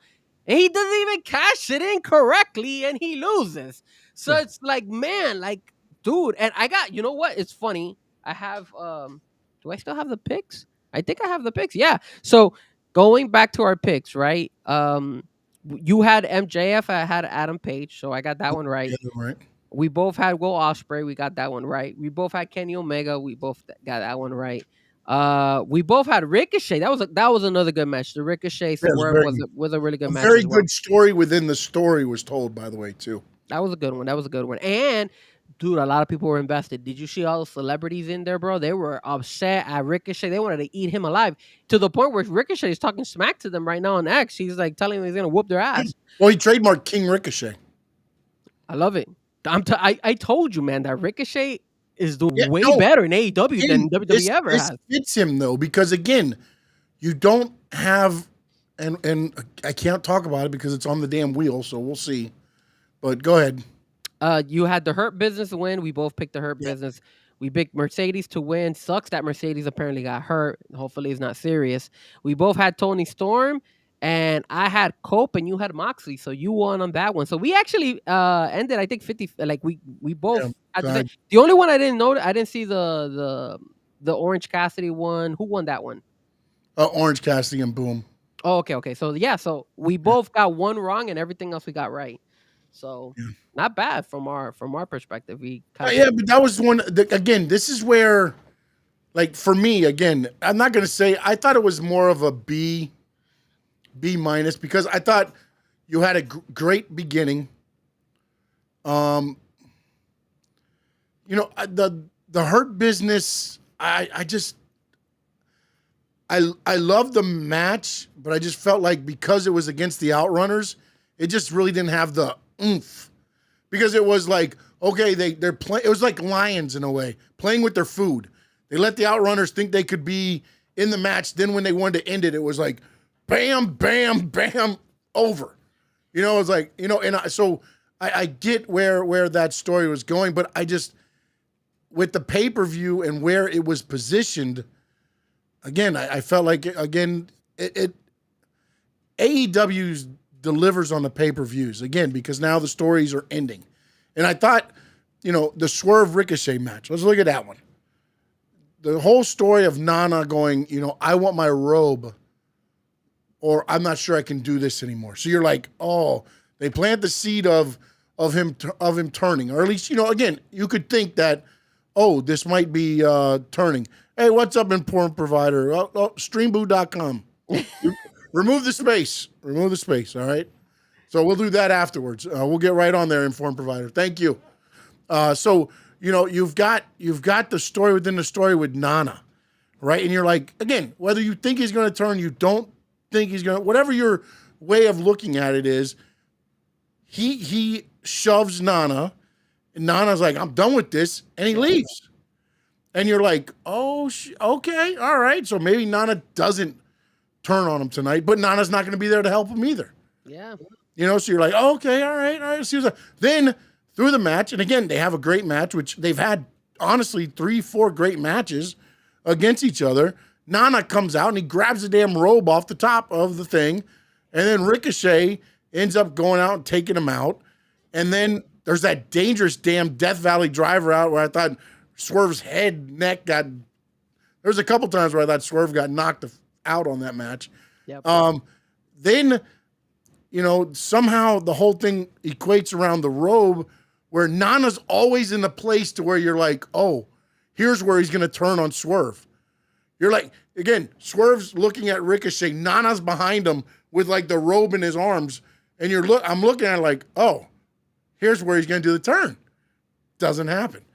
They do it another time, a different setup, but Nana's right at Swerve's feet. And Swerve's setting up for his, the foot thing. And I'm like, oh, Nana's going to grab his foot here. And he doesn't do it. And it was like good stuff, man. Because again, I'm not saying Nana has to turn on him, but they planted seeds, they teased it, and they went through with it in the match so much to where I was like, oh, here's the opportunity. Oh, they didn't do it. Okay. Oh, wait, here's another opportunity. Oh, they didn't do it. And then at the end, I thought, oh, maybe we could do the Kane and Undertaker, right? Because Swerve gets on his knees, presents the robe to Nana. Nana's doing his dancing. Bam, take him out like Paul Bearer did with Undertaker and everything. Nothing happened there. They went on their ways. But again, to me, that is the good stuff that I've seen from AEW recently. Yeah. You know what I'm saying? It's like, okay, they plant little eggs. Okay, perfect. They don't have to go through with what I want them to for it to be good. The fact that I thought they were going to do it and never said, oh, no, this isn't going to happen. They got me. And then that's where you get that investment. The investment in the Toni Storm, Mariah May matches. Like, I honestly think they did a disservice putting them on as early as they did. And I think they did a disservice to every match after them because of it. I'm telling you, I was shocked that Kenny Omega, Takeshita could not live up to the Toni Storm. No, it was never going to because, again, here's where I think there's more to the Kenny Omega injury than a lot of people know. Because that wasn't the normal Kenny Omega match. Well, they kept aiming at the area where... Yeah, they kept aiming at there, but also he wasn't the normal Kenny Omega flip-flopping everywhere and doing his moves. He's more of a controlled, calculated guy now. And I don't know, again, this might just be, a plan for now to where, okay, let's see if everything goes well. Okay, now we add to it. Or this is how we want to bring the character back to where he's not 100%, but he's still good enough. Yes. And then now we add on to it from there. But again, I feel like that is where that match kind of missed something because, again, Takeshita had a hell of a showing and Kenny Omega had a hell of a showing. The problem was it was right after the Hollywood ending. And again, it's one of those things where what can you do because those ladies told a story. That's another thing. Inside the story, I mean, they used the champagne bottles, which was a known thing for them. They used the heels. They had Luther involved. I mean, it was the whole story rolled into one. And then when you think she's going to do it, she couldn't do it at the beginning. And then Mariah May nails her. And I'm like, oh my God, she's going to end up pulling this off. And then at the end, she ends up pulling it out. And it was just perfect. It was perfect. If you've been invested in that story the whole time, that was the perfect ending down to where they're just sprawled out on each other. And then you see Toni Storm after the pin. What does she do? She snuggles up even more onto Toni Storm. Oh, onto Mariah May. Onto Mariah May as the camera spans out to say the end on the top. Like, I mean, the production. I know they say AEW doesn't do production meetings, but I got to believe they did a production meeting for that one because that was flawless. And that was flawless the way that happened. The table didn't break. The table that said Hollywood on it? It was like a door, I think, though. So it went in half, but it didn't break like a table. But even though it did not break like a table, it still, when they had that view from the up top, it looked like it went perfect with that right there, too. I was like, oh, crap. It actually worked for them that it didn't even break. So and the fact when they put the tape on to do the what is it, the Muay Thai stuff with the glass, it's like, man. yeah, because the first thing you thought was they were gonna grab the glass and just dump it on the floor and then obviously attack. And then ultimately that does happen. Yeah. But man, again, and also like, you know, and you got the blood everywhere too. This is one of the things I had on the thing. I thought the usage of blood in that match was perfect. They did a good job. I get it. They were streaming blood and everything else. But again, this is the end. This is the end of the feud. They are fighting to end the feud. And I felt like they nailed it. They nailed it with this one. And also, I felt they nailed it with Kyle Fletcher and Will Ospreay. All right. Now, here's where we're going to disagree. So, I think the problem with the Kyle Fletcher, Will Ospreay was the simple fact of what could happen sometimes in AEW when you have a match go over and over and over again. What happened is I've seen Kyle Fletcher and Will Ospreay duke it out in multiple pay-per-views or in their Dynamite or Collision and all that stuff, to the point where when you saw that match, even though it was elevated to a cage match, it just did not live up to the previous matches that they have had. I, till this day, will say that their best match literally was the match between when they fought in Orlando. That I said, wow, what a match these two guys delivered. And you didn't need any steel cage. You did not need any additional items or anything like that. They just duked it out. And I felt like because we've seen them fight over and over again, it hurt that match. I felt like that match, the only wild moment was obviously when he did the flip over from the top. But besides that, it just wasn't something that I was like, yo, man, I'm excited about it or something. It just, again, another cage match that I just felt it was lackluster, but not because the guys didn't try. They were doing moves and everything. They were attacking. I just felt because we've seen so much of them go at it and they know each other so well that when they deliver in one previous match, it's hard to kind of be able to top that. And I think that's what happened on that cage. I felt like it did not top the performance that they gave in the Orlando pay-per-view. And for me, that's why that cage match was okay. It was good, but it wasn't like over the top like maybe a lot of people thought it was. Yeah, but see, I like the fact the story that was told was Kyle Fletcher's going to do everything he can to ruin Will Ospreay's career. The brainbuster on the chair. Everything was aimed toward the neck area, which is, you know, quote unquote, Will Ospreay's, you know, area. Then he knew he couldn't get it done. They brought down Mark Davis down. And again, Kyle Fletcher wasn't able to get the job done. But I feel like the feud has elevated Kyle Fletcher. It has. One, he got in such better shape. He did. And two, just the fact that he went toe-to-toe with Will Ospreay. And Will Ospreay's about to, I believe, launch to become the face of AEW soon, him and Swerve, which we've been saying for a while. Like, I believe, again, it was a perfect ending because why? He left Kyle Fletcher laying in the ring. And again, this is one of the things I put on the thing, so hopefully it doesn't hit. I felt on that night, AEW ended every feud they needed to perfectly. There was a clear-cut winner and a clear-cut decisive winner. And in both feuds, and again, call me old, call me traditionalist, they fought with everything, blood, everything they could do to win the match and win the feud. And that's what I remember all the time with the Dusty Rhodes feuds and everything else. Those feuds, you left it all in the ring. When the feud was over, you moved on. And that's what I saw. Mariah May and Toni Storm barely getting, hadn't get helped back to the ring. Kyle Fletcher sitting up in a pile of, the mat was just blood, all over the place. And for me, watching how they, again, the moves and the move sets, again, once you see it once, you see it a lot. But I do like the fact, too, though, that with Will Ospreay, he showed how the cage took away some of his stuff. And he had to, ultimately adjust in the match where he hit the Oz cutter from the middle of the cage off of the ropes because the ropes were, hindering him a little bit. I loved how, they showed that inside the match to where now Ospreay couldn't do everything that he wanted to do that made him, so much of what he was. And it affected him enough to where Kyle Fletcher was able to take advantage at times. And so, again, little stories within the stories. I love that part of it. And that's why I like that steel cage match. I didn't like the fact that you bring in the barbed wire bat.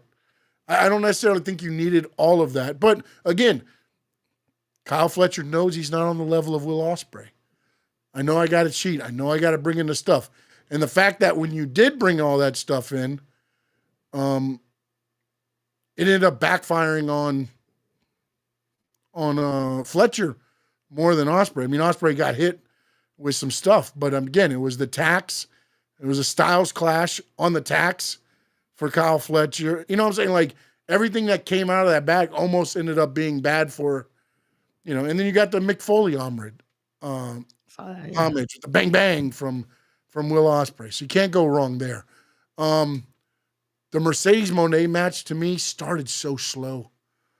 It started like how she started the other matches earlier, and then now I felt like she picked up steam. But by the end of the match, I felt she had picked up steam, and then Momo's ankle, that match took a turn. I don't know if that was supposed to be the end, but the end happened pretty quickly. Yeah. After the ankle injury to Momo. And then you said Mercedes also injured out of that match too? Mercedes also got injured in that match. Oh, okay. So we'll have to see where that one is there. MJF Hangman I thought was perfect. Although I thought the ending was pretty clean to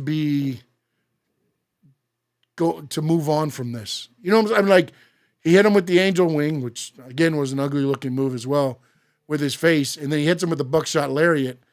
I felt like that ends it to me. You know what I'm saying? Know. I think that feud is still going to keep going. No, I'm interested to see how they keep it going, because I think it's going to keep going. But if you're MJF on the end of this, how do you say, I didn't lose to you, Hangman? But again, that's the Hangman and MJF way. They never do wrong. So ultimately, it probably plays into the story of, you didn't really beat me. I didn't get beat. I didn't see that. So ultimately, I guess you can take that and go on from there. But I thought it was different to do a full clean finish on that match, which is why I thought MJF would win, because I thought it'd be a screw job. Nut shot, roll up real quick, and then they continue it on. But I thought it was a great opener. The finish, again, the ending was the ending. It was Cope. It was Mox. It was getting Christian involved to screw Cope. And then everybody was thinking Jay White was going to come out and be a factor. He didn't. He came out and he kind of neutralized Wheeler Yuta. And then I did like the fact, though, that Christian was getting choked out and tried to put his hand on the edge to get the pin on Cope, to get the 3 count, and then he got pulled away. Good little touch there. And now the good thing is you've eliminated that BS contract thing now. So none of that's hanging out. And then also I think now you've got Cope and Christian again together. And you saw the ending, Swerve coming out and doing the foot stomp on from the crowd. So now I think you're going to get Moxley and Swerve. I don't know who's going to get added to that to help neutralize. It's going to be interesting. I don't think because remember Ricochet and Swerve, the winner of that was going to get Mox, or was going to get the number title. one contender. Yeah, which Swerve won, so he became the number one contender, and then he pretty much took advantage of it as the show was ending. Yeah, which again, it's one of those things like and this is, you know what, if it lands on this, then it does. But for me, I felt like with the way that pay-per-view ended, I think I would have ended with the Hollywood ending. Yeah. Now looking back at it, I still would have ended with the Hollywood ending. I would have had both of them up there, bleeding all out, the end, and then fade the pay-per-view to black. The thing is that you also kind of have to think about it. I don't think Tony Khan has ever ended a pay-per-view with the women. And then on top of that, your main roster, your main people here is Moxley and Cope right now. And obviously they felt like, hey, everybody's going to go ahead and fall in love with these two guys because this is the face of AEW at this moment. So I could understand why they went that route. It just sucks I think because they but again, they never thought that the Mariah May Tony Storm match was gonna get such a really good reaction. yes, but when you start throwing even the, I mean, like even the Kyle Fletcher Will Ospreay match to me was better than But keep in mind, Cope Sean, that and things. You know what I'm it is saying? also the And again, but AEW belt. those meant something. Those were like feuds for, and like the buildup for me for Cope and Mox was a little bit weird, but at least there was a buildup of focus. Was. You know what I'm saying? But to me, it was the odd thing was Cope was more focused on, if I take everybody out, I can beat Mox. Yes. You know what I'm saying? Like that was kind of the thing. And then it ends up being Christian who gets beat. You know what I'm saying? And that's So again, it still leaves the door open for Cope eventually down the road as well. It does, but do you want to see that run back? No, I'm excited about Swerve I am. versus Mox, and I hope they do him right by letting him finally beat Mox, and then yes, I know No Doubt said is Fletcher. If Will Ospreay's done with Don Callis and Fletcher, I don't know. I mean, I would say yes now, but do they circle back at some point if Ospreay becomes a champion and Fletcher keeps going the path he's going? I could see their roads crossing down the road. Yeah. But I think right now, this time frame, I believe that's done. I think not the Don Callis family, but at least with Kyle Fletcher, I believe. I think you have an opportunity here to have Mox lose against Swerve, and then build it up where it's going to be Swerve and against Will Ospreay, and then because what Ospreay cut a promo afterwards saying he wants to be the man. He should be. He deserves it. I mean, I feel like all of the things are kind of aligning to where. The only thing another thing I didn't like was that I didn't like the entrance of the of Will Ospreay. I don't know. They added that little extra entrance theme because I was happy that they didn't change the song, the whole thing. They only added like a rock song or something at the beginning or something, or like an EDM. They did like an EDM type of beginning intro. That was that. I kind of like, but I was glad that they went with his regular music because that's when the crowd just completely says Ospreay. Yeah, that guy's so good, man. He's no. They need to make that guy the face of AEW, bro. He's the guy. I hope they do. Also, Wardlow was there. Apparently, still suffering from an injury or whatever. They didn't need him or use him for this pay-per-view. The 0 hour. Here's the one thing I will say. I don't mind the 0 hour. I get why you use the Big Boom AJ. I get all that stuff. And kudos, you put them on the 0 hour and you get the eyes on there. But I just felt like the matches there were just. Yeah. And then the thing you did with Jericho, I like the angle of it, but I felt like it's more of a Dynamite Collision type thing. Why are you doing it on 0 hour? I didn't get the chance to see it. It didn't even start the match. He comes out. He hits Gravity right in the face with a bat. Then they start beating him down. His mom and his sister's there. Then Bandito comes out. They beat down Bandito. Ultimately, they pull Gravity's mask off. Then Bandito comes in the ring. Somehow the mother. Who's Gravity? It's Bandito's brother, apparently. Oh, okay. If you watch Collision, you would know. I didn't know that was Gravity. Didn't know until afterwards. I put it together. I was like, Gravity? Who's Gravity? Yeah. I thought you were talking about Hologram or something. I'm live tweeting the show, and Hologram and Commander started the pay-per-view, the 0 hour. And I'm like, I kept wanting to put like Hologram instead of Gravity. I'm like, Gravity, right? Gravity? Yeah, Gravity. So it's like, then they, so this guy's laying there with his mask off. He's got long hair over his face. Bandito covers him. They keep kicking Bandito. Then the mother and the sister come in the ring. Jeez. Then Jericho's standing over the mother with a bat. I didn't watch the 0 hour. Bandito raises his face up, and Chris Jericho, over the mother, kicks Bandito in the face. Oh, like, I gotta watch this 0 hour. What's going on here, man? And then they leave. It sounds and like they leave the match. It's like it sounds like it was more excited than the Cope Moxley fight. That match had a little bit more excitement, I think, than the Cope Mox. And then again, when I was talking about WWE thinking, I feel like, and again, I might be totally wrong here, that Cope's like, look, bro, 49, 50 years, whatever he is, they've already seen people thrown from the top of cages. They've seen people hitting thumbtacks and everything else. What am I going to do that's going to pop this crowd? Nothing. And a lot of people were beat up, man, because Kenny Omega was really Yes. bad. He barely could walk out. You saw Toni Storm and Mariah May. They took a beating, both of those girls. Mercedes Moné and Momo both were injured in that match as well. You know, Okada and Brody King beat King. the crap out of each other. Yeah, that was rough too. Like, dude, there was a lot of they took serious. Yes. I read online that it wasn't any serious injuries. Yeah. Well, A lot of bumps and bruises, I guarantee you. I don't know about Kenny Omega because Kenny Omega looked like no, Will Ospreay was the one. Will Ospreay. Remember when Will Ospreay did the flip? Yeah, and well, landed yeah, on because his he hip? landed on his hip. Yep. Dude, and then he could barely walk. Like I I feel guarantee he's going to have that, what's it called? Is it hematoma, the big bruise that like takes up your whole side?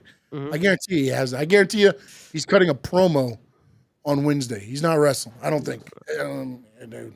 Or if he wrestles, he's going to look like Cody with a torn pec. Plus, let's also be real here. Last time we saw Cope do something crazy, he was out for a while. So, well, that's the other thing too. It's like, what?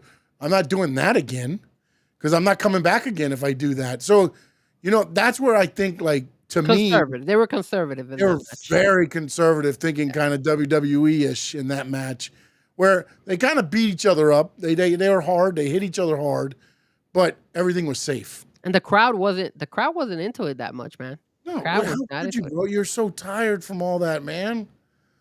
You're so tired. It was a great turnout. That arena was sold out, right? There was a great turnout in California. It was a great thing. And they did smart. They started showing the celebrities. They did. You had, I wish you would have put somebody a little taller instead of Brad Williams in the front row there. You couldn't even tell. All you could see was hands every once in a while cheering. Yeah. But you had the girl from Saturday Night Live. What is her name? She was one going all in on freaking Ricochet. Yeah, she wanted to kill Ricochet out there. Yeah, no. And it's funny because I think it was Tony Schiavone that was saying, "Yo, is that Swerve?" No, it was Taz? Now Nigel McGuinness. Nigel, like, hey, there's was it Swerve's mom? Swerve's mom. Getting mad at Ricochet. That's not Swerve's mom. That's that was funny as hell because this guy had to tell him, he's like, that is not Swerve's mom. Yeah. He's the one from Saturday Night Live, bro. Yeah. And let me tell you something, man. And again, I felt like this pay-per-view, Jim Ross added more than before. Like, it felt, he did the 2 matches that he did. I felt like he added more. Now, there's times where he wasn't on the same page as everybody else, but at least it didn't feel as bad as what I thought the last couple times. Yeah. Because I love me some JR, man. I love me JR, man, but it's just like... all he has to do is call 1 or 2 matches. Yeah, no, I think it was perfect. It was perfect. And the matches he called, it worked out perfectly for him. I think it was a good mix there. Leslie Jones, that's her name. Leslie Jones. Okay, thank you. Yeah. So... all right. Anything else on AEW that we did not cover? No, I think we got everything. Oh boy. I did it wrong. So now we know what segment it is. Frankie Fresco's got to keep us talking for a minute. Why? Didn't you include me on it? I'm part of it now, right? Or did you eliminate me from? No, I have to add you every screen. Oh my! I have to add you. That's normally what I do in between the segments. But the problem is with the wheel and this, it's so quick that I can't. We were supposed to help me out and cut a promo. Cut a promo, and you don't even do that well. So I'm not cutting no promo because if I do a bad promo, then WWE needs to hire me, bro. All right, it is time to spin the wheel. All right, let's see how it goes. How do you say it? I'm so happy I'm part of the wheel. You are, right? Yeah. Before I used to get kicked out. Nobody could hear me. Nobody could say anything to me. And now people can hear me. And not only that, but now that, like, right now, I know you're having a hard time trying to spin the wheel. It's actually really funny. No, I'm not having a hard time spinning the wheel. Actually, I'm setting up the next frame so that when I spin the wheel, I can bring you on and you're there instead of trying to. There we go. Did the wheel always spin in that direction? I thought the wheel was spinning the opposite direction. That's weird. Okay. I like it. I wanted to. Yes. All right, so let's talk about it. Why that topic, right? Why can AEW make superstars? And the reason I mentioned that was because I saw on X that they were talking about how, you have all these matches and all these, they're trying to do storylines and all that stuff, but yeah, you don't get the audience, that you're not getting the fans invested on these people. When you look at WWE, people are in love with Cody Rhodes. Jesus Christ. Look how they reacted when Roman Reigns was there. It's not only the Cody Rhodes per se, it's the Chad Gables. Yes. It's the Otis. It's the guys that are not necessarily superstars, but get superstar type reactions. So then I started to think and say to myself, well, has AEW elevated anybody out there that you could honestly say is now a superstar? That when they first started, they've gone up to the point where they're an actual superstar. And the only guy that I feel that they've done that coincidentally was MJF. And I don't even think that's because of AEW. I feel that's more MJF doing it. Same thing I feel about Tony Storm. I think they themselves have elevated themselves.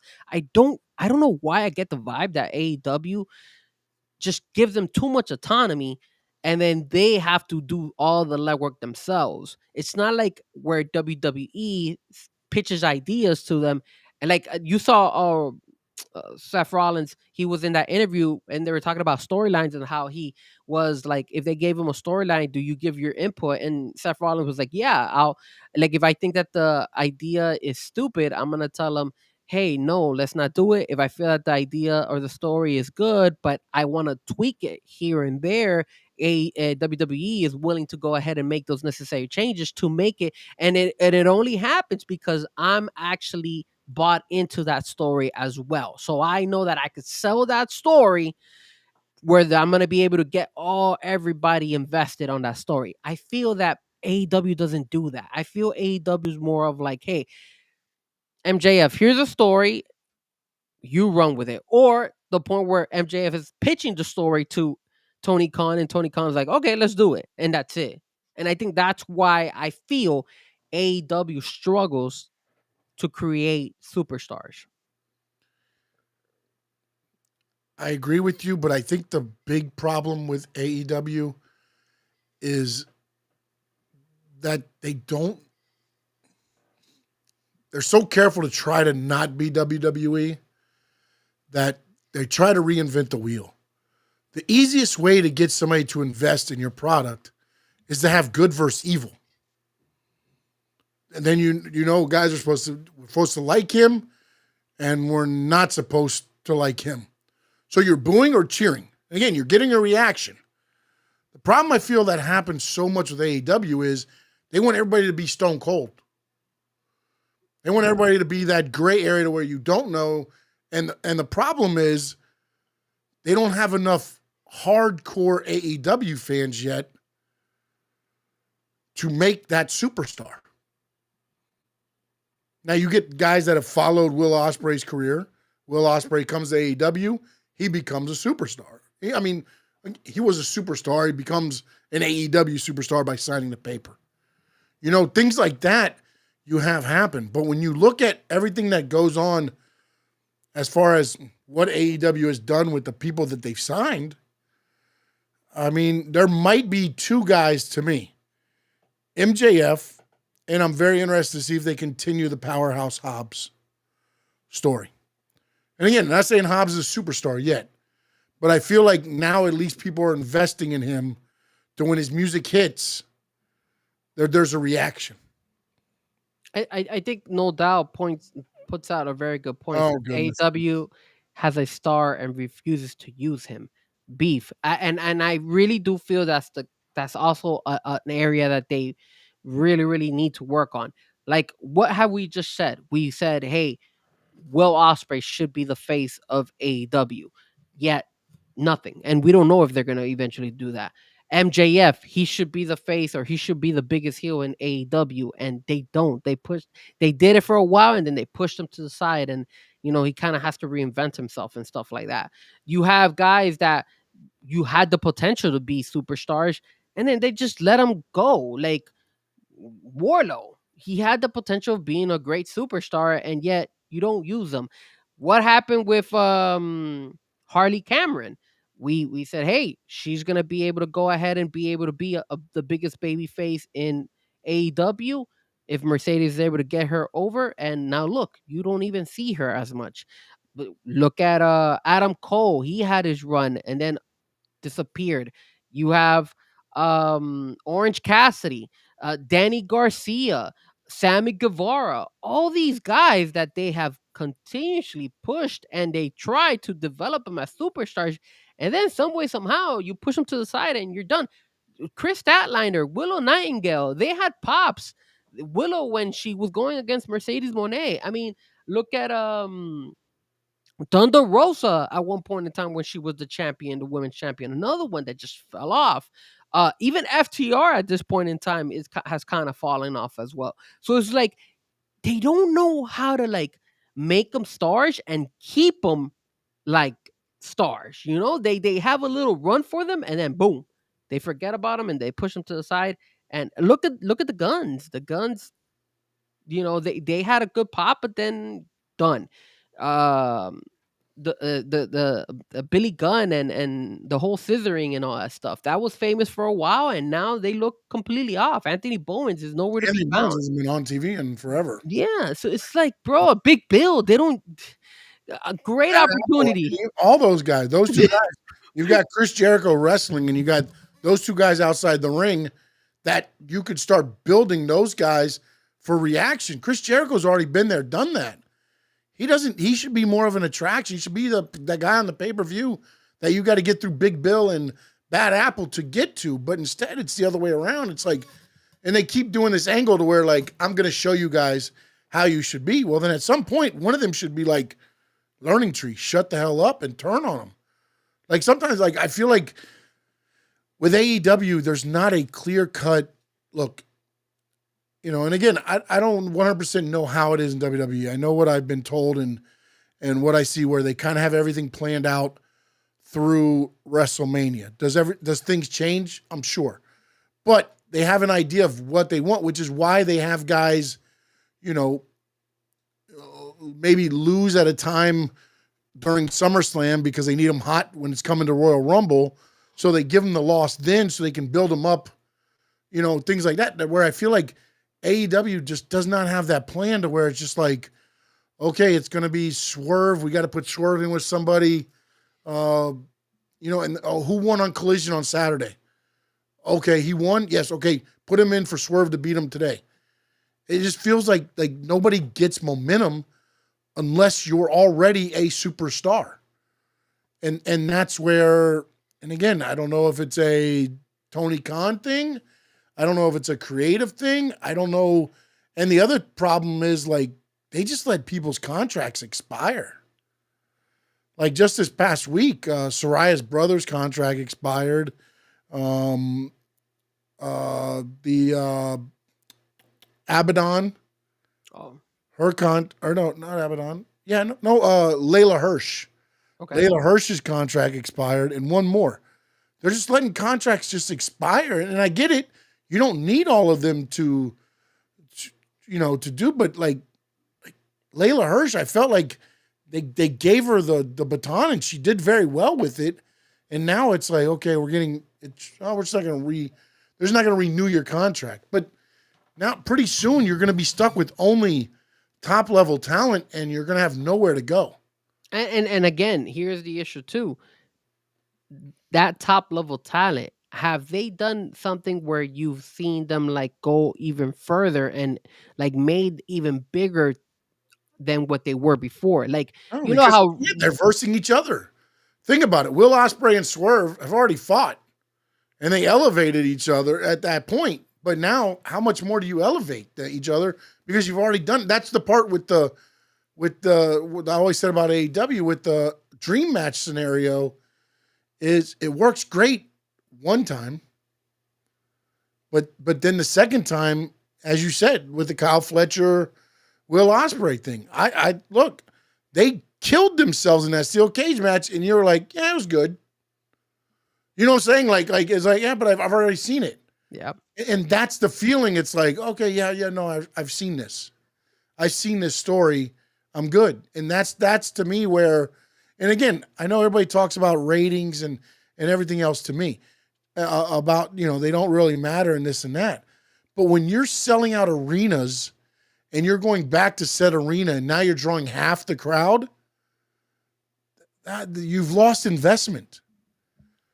Look at what you tell me about ratings. Only half the people are coming back to see a show that was there not more than 8 months ago. So you have done something wrong. Look at Jack Perry. That's another guy that they utilized him. They had a freaking amazing moment when he came back because of the whole CM Punk controversy, and now that guy's gone. I don't know if he's injured or what's going on with him. He's not injured. It just they don't have ideas for these guys. Think about it. It's crazy. Okada, after the Young Bucks leave, where was Okada? Nowhere. Now the last couple he's been there for a couple matches because they could put him against the Hounds of Hell. And then Jack Perry's gone. That whole elite thing just disappeared. Darby Allin. I mean, remember the last pay-per-view he's on, he crashed a car and said, I'm coming after the Death Riders. And he's gone. Well, because of his injury and because of him wanting to climb Mount Everest. But I get that, but then why do that then? Yeah, why do the necessary? He's not there. Yeah, why do it? It just, again, like, hey, we need to have a big ending. Oh, have Darby run a car into them, and then, but Darby's gone. Like, that makes no sense. And if he was gone for maybe a couple of weeks, that's fine. Look at WWE with John Cena. John Cena had that huge turn. He's been gone, but he's not out for like 6 months. He's only been out for 2 weeks, 3 weeks now. It'll be 3 weeks before he's back next week. Yeah. So they find ways to be like, hey, we're just gonna give you those 3 weeks off. Same thing with The Rock. Hey, we're gonna give The Rock 6 months or whatnot, but he'll come back, and it's fine. It doesn't feel like anything has dropped. It still feels like it's still elevated because they know how to keep these guys relevant, and the storylines just, I don't know, it finds a way to keep them. But also they have conditioned the fan base that this happens all the time. Where the hell did he go? I don't know. I don't know where Jack Perry went, dude. But that's what WWE has done. They've conditioned their fans to where when guys leave, yeah, there might be a small drop off, but everything's not, gonna fall. Whereas, for instance, say right now from this pay-per-view, okay? Let's just play devil's advocate. And none of this happened. So, but if Mercedes Moné gets hurt, if she's hurt, okay, and sidelined, if Will Ospreay got hurt and got sidelined in this pay-per-view, Kenny Omega hurt, sidelined after this pay-per-view, Swerve from that Death Valley Driver, if he would have been hurt and sidelined, if you sideline those guys, what are you going to Dynamite with this next week? You can't. I mean, the only thing I could think is maybe Cope, some way just talking, bouncing back, saying, "Hey, man, I'm gonna come back" and all that stuff, or maybe Okada going ahead and fighting because Okada beat Brody King. That's the only thing I could think of. Well, Hangman and MJF, you would have to rely on those guys probably. But it's just, it does throw a wrench if all those guys were and gals were to get hurt, because now you're already having a hard time keeping your audience with those guys and girls running, as your main entertainment. Now you got to kind of go with your secondhand guys. Not to say MJF and Hangman Page are secondhand, but that they haven't been focusing as much on them as they've been focusing on Will Ospreay and Moxley and all those guys. Mm-hmm. It's just concerning because now you're right. Hey, that's the difference between WWE and AEW as well. WWE can afford to get somebody hurt. Obviously, they don't want to, but if they do, look at Randy Orton. How long was he out for? And look, they were still relevant because you still have the ability to sell us LA Knight, You still have the ability to sell us, I don't know, Jimmy Uso. You're at Penta now. All these guys. Mhm. AEW doesn't have that. AEW just Well, they have it. They just don't. they don't know how to use it rightly. Yeah, they don't know. They don't know how to use it right, or they just again. There's so much. Again, we heard it the whole first 5 years or first 3 years they were in existence. We need to be different than WWE, and I get that and I understand that, but like you don't have to reinvent the wheel. People's emotions are people's emotions. That's what you do. You play with their emotions. What the hell can we do to screw with people? Oh, let's turn John Cena heel. Because the other thing was, let's turn Cody heel. Could you imagine how fudged up people would be if Cody really said, yes, Rock, I'll sell my soul to you? Well, look, check this out. Also, WWE was smart, or maybe it was Cody, because remember, right before Cody left AEW, everybody wanted Cody to turn heel in AEW, and I thought that was they even kind of teased it a little bit because he was going through the heel entrance. Darker, yeah. So it was like, man, he's doing it, and I thought that would have been the best thing for Cody Rhodes back in AEW. I don't think it's the right move for him in WWE to become heel, but because he's too big of a baby. But you start playing with people's emotions. The Correct. top two baby faces, besides Jey Uso right now, would be, in the recent WWE would be John Cena and Cody. And those are the two guys you say, hey, one of you two are going to end up turning.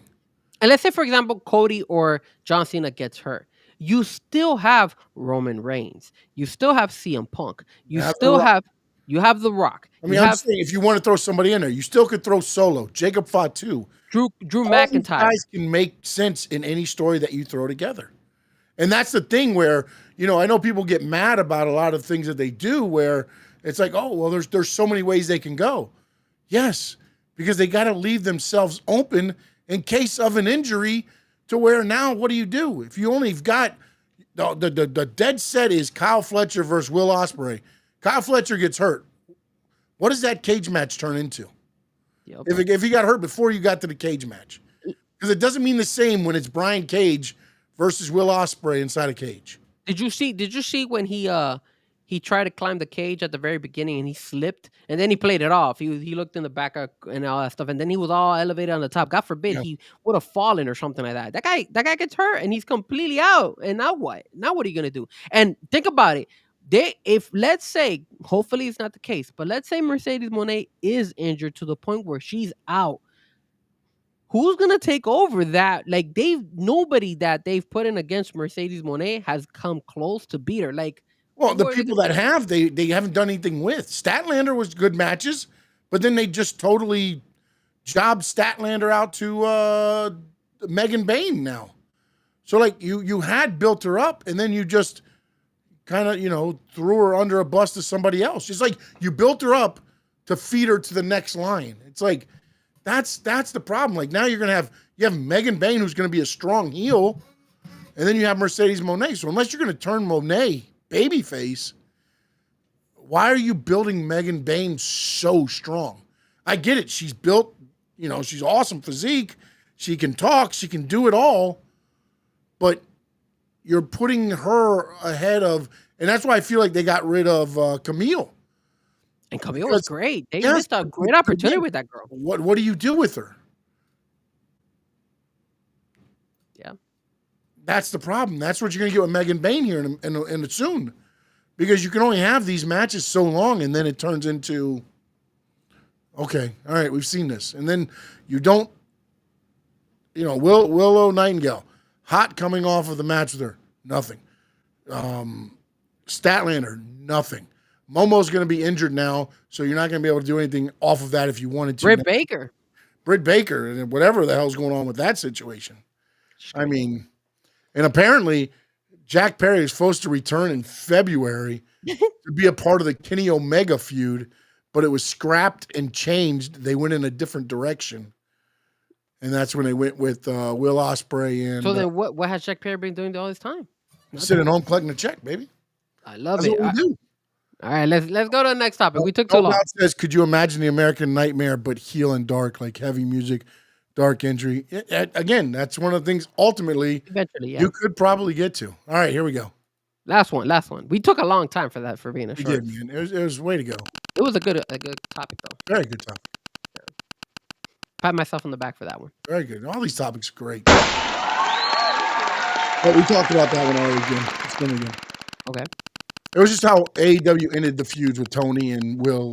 Oh, okay. We did, yeah. Makes sense.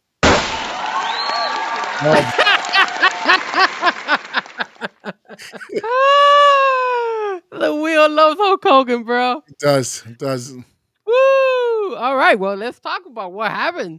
Scott Steiner taking shots at Hulk Hogan, bro. Did you see this? Sean? Yeah, on Van Vliet. Yeah. So let me hold on. Let me pull it up because I had written down my notes, but I didn't think the wheel was gonna land on that one. I'm being honest with you. I didn't think he was gonna land on that one. But so apparently Van Vliet interviewed Scott Steiner, and Scott Steiner taking shots at poor Hulk Hogan. And I believe he had mentioned to him that like Hulk Hogan was a piece of shit too inside the ring as well, if I'm not mistaken. I gotta look at my notes. You know what had to do with him trying to get Steiner arrested? He almost went to jail for 15 years. Yeah. Okay, here we go. So, let me pull this up right here. So, this is what he said. This is what Scott Steiner said. He says, he's a motherfucker and a piece of shit. What am I going to do now? But I don't forget, there's a reason why he got booed in California. He was talking about the beer. Wasn't surprised. All the stuff that came out, he's racist comments. Now you wouldn't have found that out if it wasn't recorded behind closed doors. So basically, he was saying that Hulk Hogan was always a piece of shit behind closed doors. Is that true, Sean? From what you have heard? Stories I've heard is Hogan's about Hogan. That's it. So Hogan is an asshole. If it's not good for Hogan, it's not good for business, I guess, in a way, for that way. That's why Hogan always had creative control. And they're also in that interview, Steiner says they were supposed to fight one of the Nitros, and he didn't even know if the match was going to happen up until 10 minutes before the show was going to go live because Hogan hadn't arrived yet to okay the thing. So he didn't know if he was actually going to work or what was going on. And that's the thing where so look what Steiner says. Steiner says he feels that WWE and WCW created an image of Hogan that didn't reflect who he truly was. Yeah. Here's the scenario that he could recall. He says, so I think a lot of people realize that the perception WWE and WCW wanted of Hulk Hogan was not really him. You know, the racist comments, Hogan and Savage. I was good friends with Savage, so I knew all the stories. And of course, the one time he tried to put me to jail, which is what you were talking about. But I didn't know too much of the what exactly happened that he wanted to put him in jail. I don't know what the whole situation was. I'm gonna Google it, but right now I'm looking for it. But to that point, like I look, there's a lot of bad, news going with Hulk Hogan right now because a lot of people didn't like his beer, and you're seeing a lot of that beer commercial being popped up a lot on Netflix, bro. Every single time. I mean, I want to try the beer. I want to see if the real American beer is good or if it sucks. But I will say this. If WCW and WWE covered him up and really didn't show the true Hogan, they made him like a hero. They made him like, yo, he's a great guy, a buddy, and all that stuff. I will tell you this, and this comes directly from Frankie Fresco. Frankie Fresco may have never wrestled in the WWE, in the AEW world, in any indie show, none of that stuff. But what Frankie Fresco did do is he used to work in a car rental company in South Florida. And one day, there was a guy who walked in to rent a car in that company I was working. And that, ladies and gentlemen, was the one and only Hulk Hogan. And when I spoke to Hulk Hogan was the nicest guy I've ever spoken to. I don't know if he was lying to me, if he was just being, showing me selling himself, thinking that he probably, just wanted to sell me that he was Hulk Hogan. That's who he was. He wasn't Terry Bollea. He was Hulk Hogan. But I could tell you this right now. That day, he was a great guy, man. He said, what's up to me? I said, yo, man, I've been a wrestling fan of you for years. I started watching wrestling mostly because of you. Like, I used to rent all the wrestling movies, and I used to watch all the, like, WrestleMania 1 and all that stuff even before I was born or before I was a jit. So, and he was really cool about it. He was like, man, I appreciate it, man. It's awesome that you look up to me. I was like, yeah, man, dude, you're an inspiration in the wrestling world, and if it wasn't for you, you would not see Frankie Fresco as a wrestling fan. So I owe a lot to you because of you brought me to the wrestling world. That when I grew up, when I was a little kid and I was learning about wrestling, all that stuff, that's who was my first wrestler that I would look into. Hulk Hogan. He was the one, the Andre the Giant body slamming him and all that stuff, the feuds. And then obviously it opened the doors with, Randy Savage, Ultimate Warrior, all the other guys that was the Undertaker and all that stuff. So I didn't have like an hour conversation with the guy, but I did have like a good 5-10 minute conversation while I was renting him the car. And he actually did have a conversation with me, and he was very humble and very cool. I didn't take a photo with him because I couldn't take a photo. They one thing that the car rental company does not allow us to do, or does not like us to do, is take photos with celebrities. But man, he was a nice guy when I met him, and I have no ill will with Hulk Hogan, even though people are saying that he was an asshole. Yeah, I mean, I've talked to him once walking by, shaking hands. But I mean, again, in that era, it was about protecting yourself. It was a lot of politics back then. It wasn't guaranteed deals. You wanted to be on the card with Hogan because he drew the money. And again, it was Hogan and VKM, two guys that now are, kind of eliminated themselves out of the industry, that the reason this industry is getting to the heights it's getting to.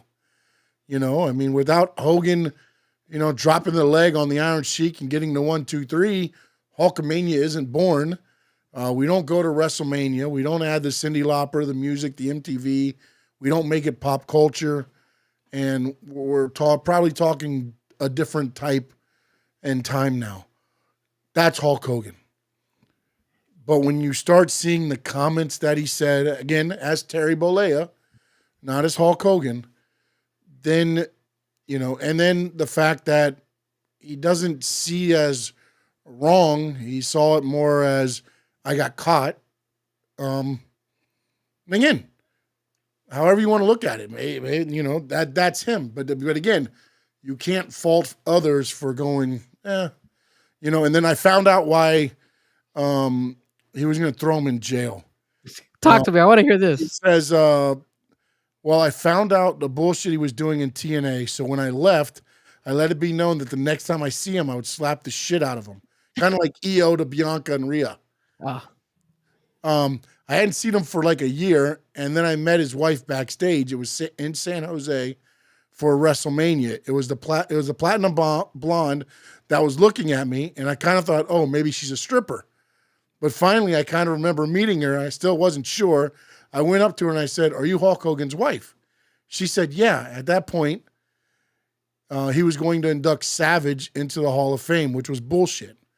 So I told her he was a piece of shit for that whole situation, and I was going to slap the shit out of him. I said that. Nobody heard me. It was very low key, and I didn't raise my voice or anything. I grabbed my bags and left. Well, she called Hogan. He came to the airport, and then he called the San Jose Police Department saying that I slapped her and I threatened to kill her. What? Or I threatened to kill him. Well, that's terroristic threats and aggravated assault. I got a call from the San Jose Police Department. It was on TMZ and stuff. Luckily, it happened at the airport because there were so many cameras. Otherwise, it would have been her and him against me. So that would have been a tough case in court. But since it was on camera, I told them, don't bother me anymore. It was on camera. They stopped. Wow. That's a dick move by Hogan. I mean, and there's a lot of like things that happened. I mean, again, when you get creative control, and I get your Hulk Hogan, I get all that stuff. But the stuff that, and again, whichever side you're on, I'm not going to say right or wrong, but when you hear the story about what happened with the Vince Russo thing where he said, hey, I'll lose up to the match. And then he gets there and he says, I'm not going to lose. I remember that. And then we're going to do this. And then Russo's like, well, Jeff Jarrett, just go in there and lay down. And then, and again, was that still, were they, jobbing people and, whatever. You never know in wrestling. You believe half of what you see and nothing of what you hear. But I know for a fact after the video was released of Hogan doing the racist comments, there was a meeting backstage and people thought that he was going to apologize. And he basically came in and said, just know if you got cameras around you. And a lot of them just took it as, Damn. you know, and that's why a lot of them and a lot of people just Don't like him. fell off the bandwagon. You got to take accountability for your actions, man. You know, or maybe he doesn't think he's in the wrong. Again, that's, you know, it is what it is. But that's to me the part where the differential of Hogan and Terry Bollea, I think, is the difference. Yeah. Yeah. And And again, I heard if you're in his circle, you're in his circle. But also, I thought I saw some with Jerry Sags recently, and they asked him about Hogan, and he said they hadn't spoken, and I believe they were good friends. Oh, wow. That's not good.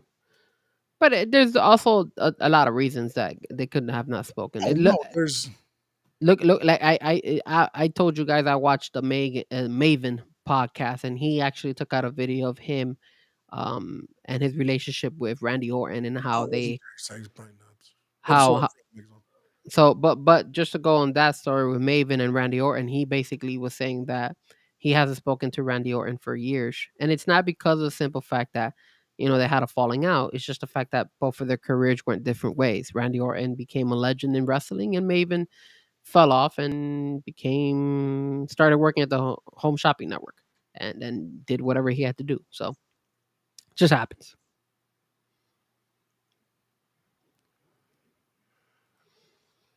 Hold on, man. I'm reading through here real quick.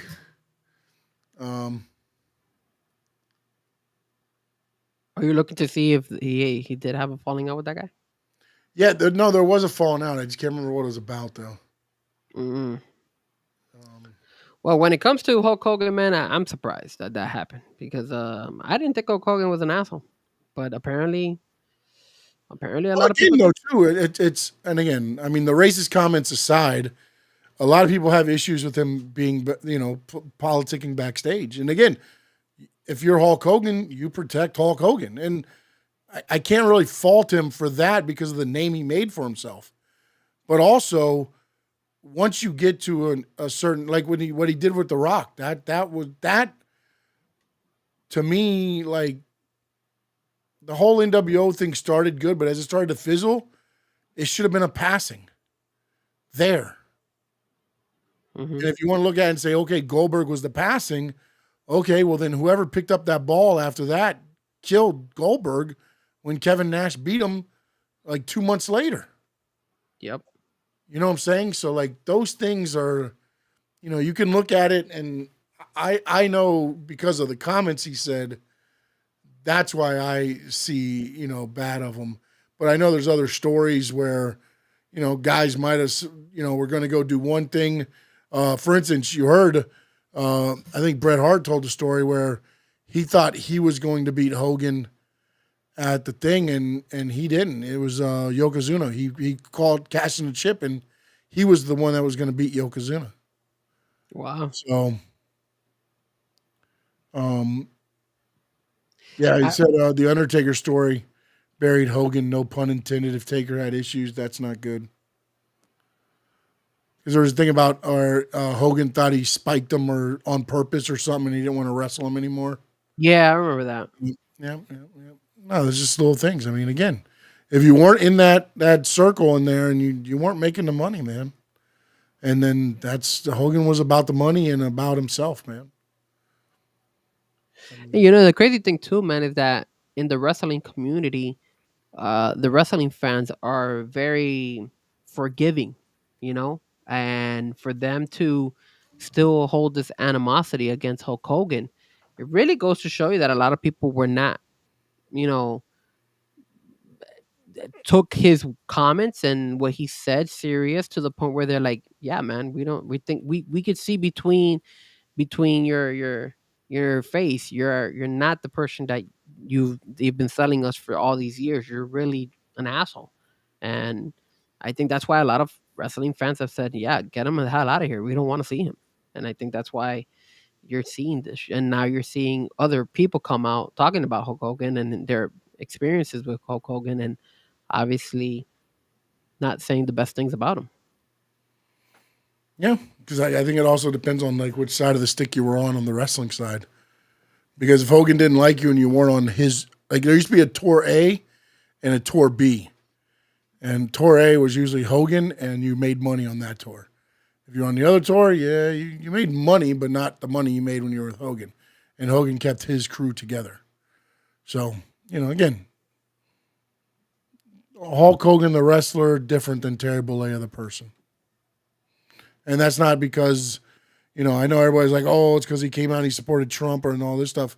No, for me, it has nothing to do with that. You support who you want to support. But when you say some of the comments that he said, and then you just have no accountability for him, that to me, becomes an issue, man. Like to me. Especially in also, I heard he did a thing up here, where you talk about with fans, and this is where I think some of the stuff, becomes the gray area. He stayed at a signing until every fan. He signed for every fan that was at one of his beer things. You know what I'm saying? So again, when you talk about fan wise, he understands the business side of it, so he's always going to be there with the fans. The only reason the fans, most of the fans that are booing him were because of the comments, and there's probably a few with the whole Trump thing, but for the most part, it wasn't that. It was the other thing, which is why I believe the Saturday night's main events thing didn't happen. I mean, look, I if he's an asshole with his fellow colleagues and his prior wrestling colleagues, then I can understand why they see him that way. But if he's being nice to the fans and all that stuff, that's good that he's being nice to fans, because I will say this, I'll never forget, and I know this is not has nothing to do with wrestling, but I remember when I was at UF, the Super Bowl was in Jacksonville, and they needed they needed some extra security. So me and like 4 of my friends we used to work with a guy. His name was Ronnie. I'll never forget it. Ronnie was a cool guy. I wonder if he's still alive. Anyways, but Ronnie hit us up and told us, Frankie, we need some help with security. Just those guys that wear the yellow shirts. And he was like, just to go and help out while some of the football players are giving autographs. And I said, sure. And one of the guys that when I went to go see, was our friend Dan Marino. And Dan Marino, that guy, complete asshole to the fans, bro. Complete asshole. That's why I do not see Dan Marino as one of my favorite Dolphin fans. I don't like him. I really don't. I respect his game, but he was a complete asshole. He was there. The fans, tons of fans. I'll never forget that. You had Dan Marino, you had OJ McDuffie, you had Clayton, and you had Duper. You had those 4 guys signing. Dan Marino lasted 15, maybe 10 minutes. Just walked out. He said, I'm done. I don't want to sign any more autographs, and just walked out. All the other guys stayed literally for over an hour. So, if at least Hulk Hogan is doing that with the fans, that he's at least treating them nice, well, then you know what? I'm not going to hate on him. Maybe his comments are not the best ones, but, at least he's nice to his fans. I will say that. Yeah, because that's the money. Yeah. That's the money. That's who's spending the money on you. And, hey, I bought a Hulk Hogan shirt. I went to the store, bro. I spent money on Hulk Hogan. Love me some Hulk Hogan. Why not? If the Iron Sheik doesn't like you, I don't know, man. I don't know. That's true. That's a good point. And, oh, yeah, Karun. Yeah, it was bad, bro. And I was like 20. It's like 20 years old, man. And Marino was just an ass. And you know what? I got mad because, Dan Marino had his son. He was disabled and all that stuff. Like, you would assume that he would be humble because of, the simple fact that he's had issues with his son and stuff like that. But guy doesn't care. Guy didn't give a damn. I don't know if he's changed, but there's only, and I know I'm going off a little bit off of the wrestling, but there's 2 Miami Dolphins players that I will never respect because of the way that they came across to the fan base. Number 1 was Dan Marino, and number 2 was Jason Taylor. I'll never forget. I went to training camp to go see the Miami Dolphins, and Jason Taylor was there. And I remember I had a football. I was like, I would say I was like 14, 15 years old at the time. And I asked him, can you sign me the football? I waved him down at practice. This was all the way in Nova campus. And he saw me. He turned around and everything. The distance was like from like, I don't know, a couple feet. I turned around and just completely ignored me. And I was like, yo, what an asshole. And then you know who came and signed my autograph? I signed the football. And that's why he will always be my favorite Dolphin of all time. And that was Zach Thomas. Oh, I think it's Reggie Roby. No. Zach Thomas literally came out of nowhere and said, let me sign your football. Fucking ever since then, I said, that's my favorite Miami Dolphin player of all time. So you have to do something for Frankie Fresco in order to get the accolades. He didn't have to do anything. He did it out of the kindness of his heart. Yeah, no, Zach Thomas is such a awesome guy, dude. Awesome freaking guy. And I've seen him before. And every time I it's not like I run into him every single time, but when I'm at the Dolphins games, they're, being season ticket holder, you have opportunities to see some of the players and stuff like that. And very humble, man. Very humble guy. He would be like, hey, what's up, man? And we did the thing with him at the Hall of Fame, and they were running late and everything, and we were doing the interview, and he was like, no, I'm giving their interview, and so he gave us the time and all that. And I know him and O are pretty close too. They were talking a lot off of camera, but yeah, he took his time out. He gave me some autographs and stuff there, and so yeah, man, no, Zach Thomas, a true humbled, Hall of Famer, Hall of Fame person, Hall of Fame, and everything there. But I never had an issue with. What's funny is I was doing a thing called the AYFL. It was all about the A, which was talking about the American Youth Football League, because at the time they had two coaches there on the team called Davy Broncos, because their sons played. Okay. Sam Madison and Jason Taylor. And they sat and joined us for an hour to talk football and youth football. And then he brought over his son, who he was coaching, Mason Taylor, who is now in the draft to be a tight end, which at the time, Mason Taylor was playing defensive end. And I was like, I even asked, I believe, Mason or Jason, are you going to stay at that position? He said, no. My plan is to become a tight end, is what he said. Wow. He didn't want to be a defensive end because he felt that if the chance was ever given to him to be able to make it to the NFL, he would be compared to his Hall of Fame dad. Wow. And maybe he's changed. I don't know. But all I know is that when he was with the Dolphins and I was there, that guy really, really said, F you, Frankie. I was like, okay, that would be the last time I ever try to cheer for you. So that's why I'm not a Jason Taylor fan. You would never see me cheering for Jason Taylor or Dan Marino, neither one of those guys. Even though Dan Marino didn't interact directly with me, but I saw how he interacted with the crowd at that Super Bowl in Jacksonville, and I was like, yeah, nah, I can't. You're not humble, bro. You're an ass. You're an asshole. So. Shot. I almost want to end the show that way. Sorry, right? It's the truth. I mean, I know we were talking wrestling. No, and you know what? And look, I'm gonna be honest with you. When you go to these indie shows and you look at these wrestlers, I know some of them stay in character, granted, but there's a lot of guys that are really, really nice and just say, "Hey, what's up?" And they don't act like, hey, I'm bigger than you. Because at the end of the day, and again, indie shows is different because in a lot of these indie shows, they're not making buku money either. So it's like when you see these guys and you say what's up to them and they're like, yo, you saw who that is or whatnot. And they're humble enough to say hi. I know remember when we went to the CCW and they had Devon Dudley there, and obviously they were charging to get his signature and stuff like that. But I at least approached Devon and said, "Hey, Devon, nice to see you, bro." And he was like, "Yeah, man, nice, glad you're here, or enjoy the show," something like that. He told me, and I was like, "Dude, that's humble." The guy just said, "What's up?" to me. Just he doesn't know who the hell I am. He doesn't know I'm part of the Squared Circle Digest, but hey, I mean, he did see me with the camera because I was holding the camera everywhere, but still, maybe he did it because he saw me with the camera. But at the same time, he was nice. He was humble. He was a cool guy. So, you know, I think as long as you're humble and you're cool, you're good in my books. If you think you're too big and you think you're the baddest or something like that, get the hell out of here. Remember with the Dania Highlight, the show that they did there. I don't think they do them there anymore, but they did a couple there. And I was going around talking to some of the guys.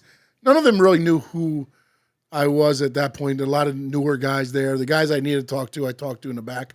But I went over to one guy's table and I was like, no. And I was looking at a picture and I'm like, how much for pictures? And he's like, oh, I got to sell them for 25 today. I'm like, 25, really? 8 by 10 signed. He's like, yeah. Well, we got, stars here, Jacob Fatu, so we have to do the same price as them. Okay, cool. No problem. Thanks. I'll come back, because I had my son with me. And we walk around and go over to talk to Jacob Fatu. Dude, humbled as shit. Awesome. Signed a picture, gave it to my kid. And didn't charge a single dime. Didn't charge a dime.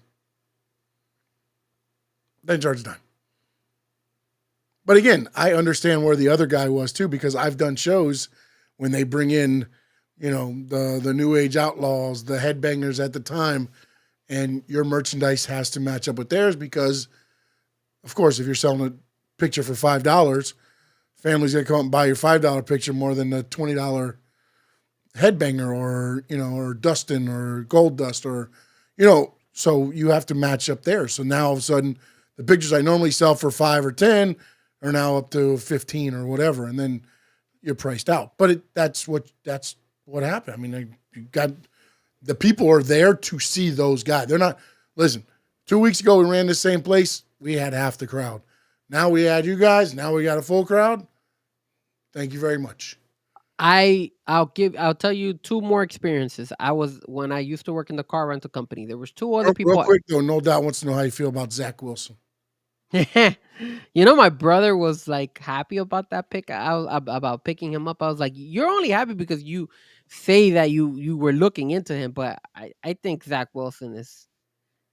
Zach Wilson. Let's think about this. No Doubt. Last year with the Denver Broncos, he was the 3rd string quarterback. What do you expect from him? So yeah, I don't have too much high expectations when it comes to that guy. But while I was in the rental car company, I did meet a lot of famous people because I used to work at the airport. So in Miami International Airport, there was a lot of people who would come in all the damn time, and I met the Big Show. Big Show, humble ass guy, no issues, really nice. Chopped it up a little bit, talking with him and all that stuff. Very cool person. The one I will say, and I have no problem, and he could come at me. I don't give a damn who he is. He's not in the wrestling community, but he thought his shit don't stank.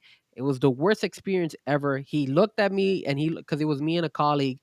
Sometimes when you have a high end artist coming in, you have to deliver the car to them. So you hold a sign with saying VIP and then the name of the artist, or it was not the name of the artist. I think it said VIP and the name of the car rental company. But we weren't in front of everybody. We had to kind of like we actually had the ability to pass like where the people would come out, So then it was John Legend. I'll never forget that asshole. That guy was an ass, bro. That guy was a dick. Like, he walked right past us. He knew that the car rental was for him, and he was a complete asshole. His driver was the one that actually acknowledged us. He did not put his finger like that. No, he didn't. But he did see that we were there, and he basically told us, "Oh, I appreciate it. Don't worry. This happens a lot." Because we needed his signature. We needed him to sign it. And he's like, is there any way, you could speak to him and get him to sign the paperwork? Because we still need a signature from him. He's not the president or he's not anything out of this world. He's still a human being, and we also have to charge his credit card. So we got to make sure that he he doesn't come and charge back us, because we've had artists come and charge back rentals on us. I won't mention a name of somebody who tried to be slick, What does but it rhyme with? He will. I'll tell you this. He's a football player. He's relevant right now. And give it to you guys.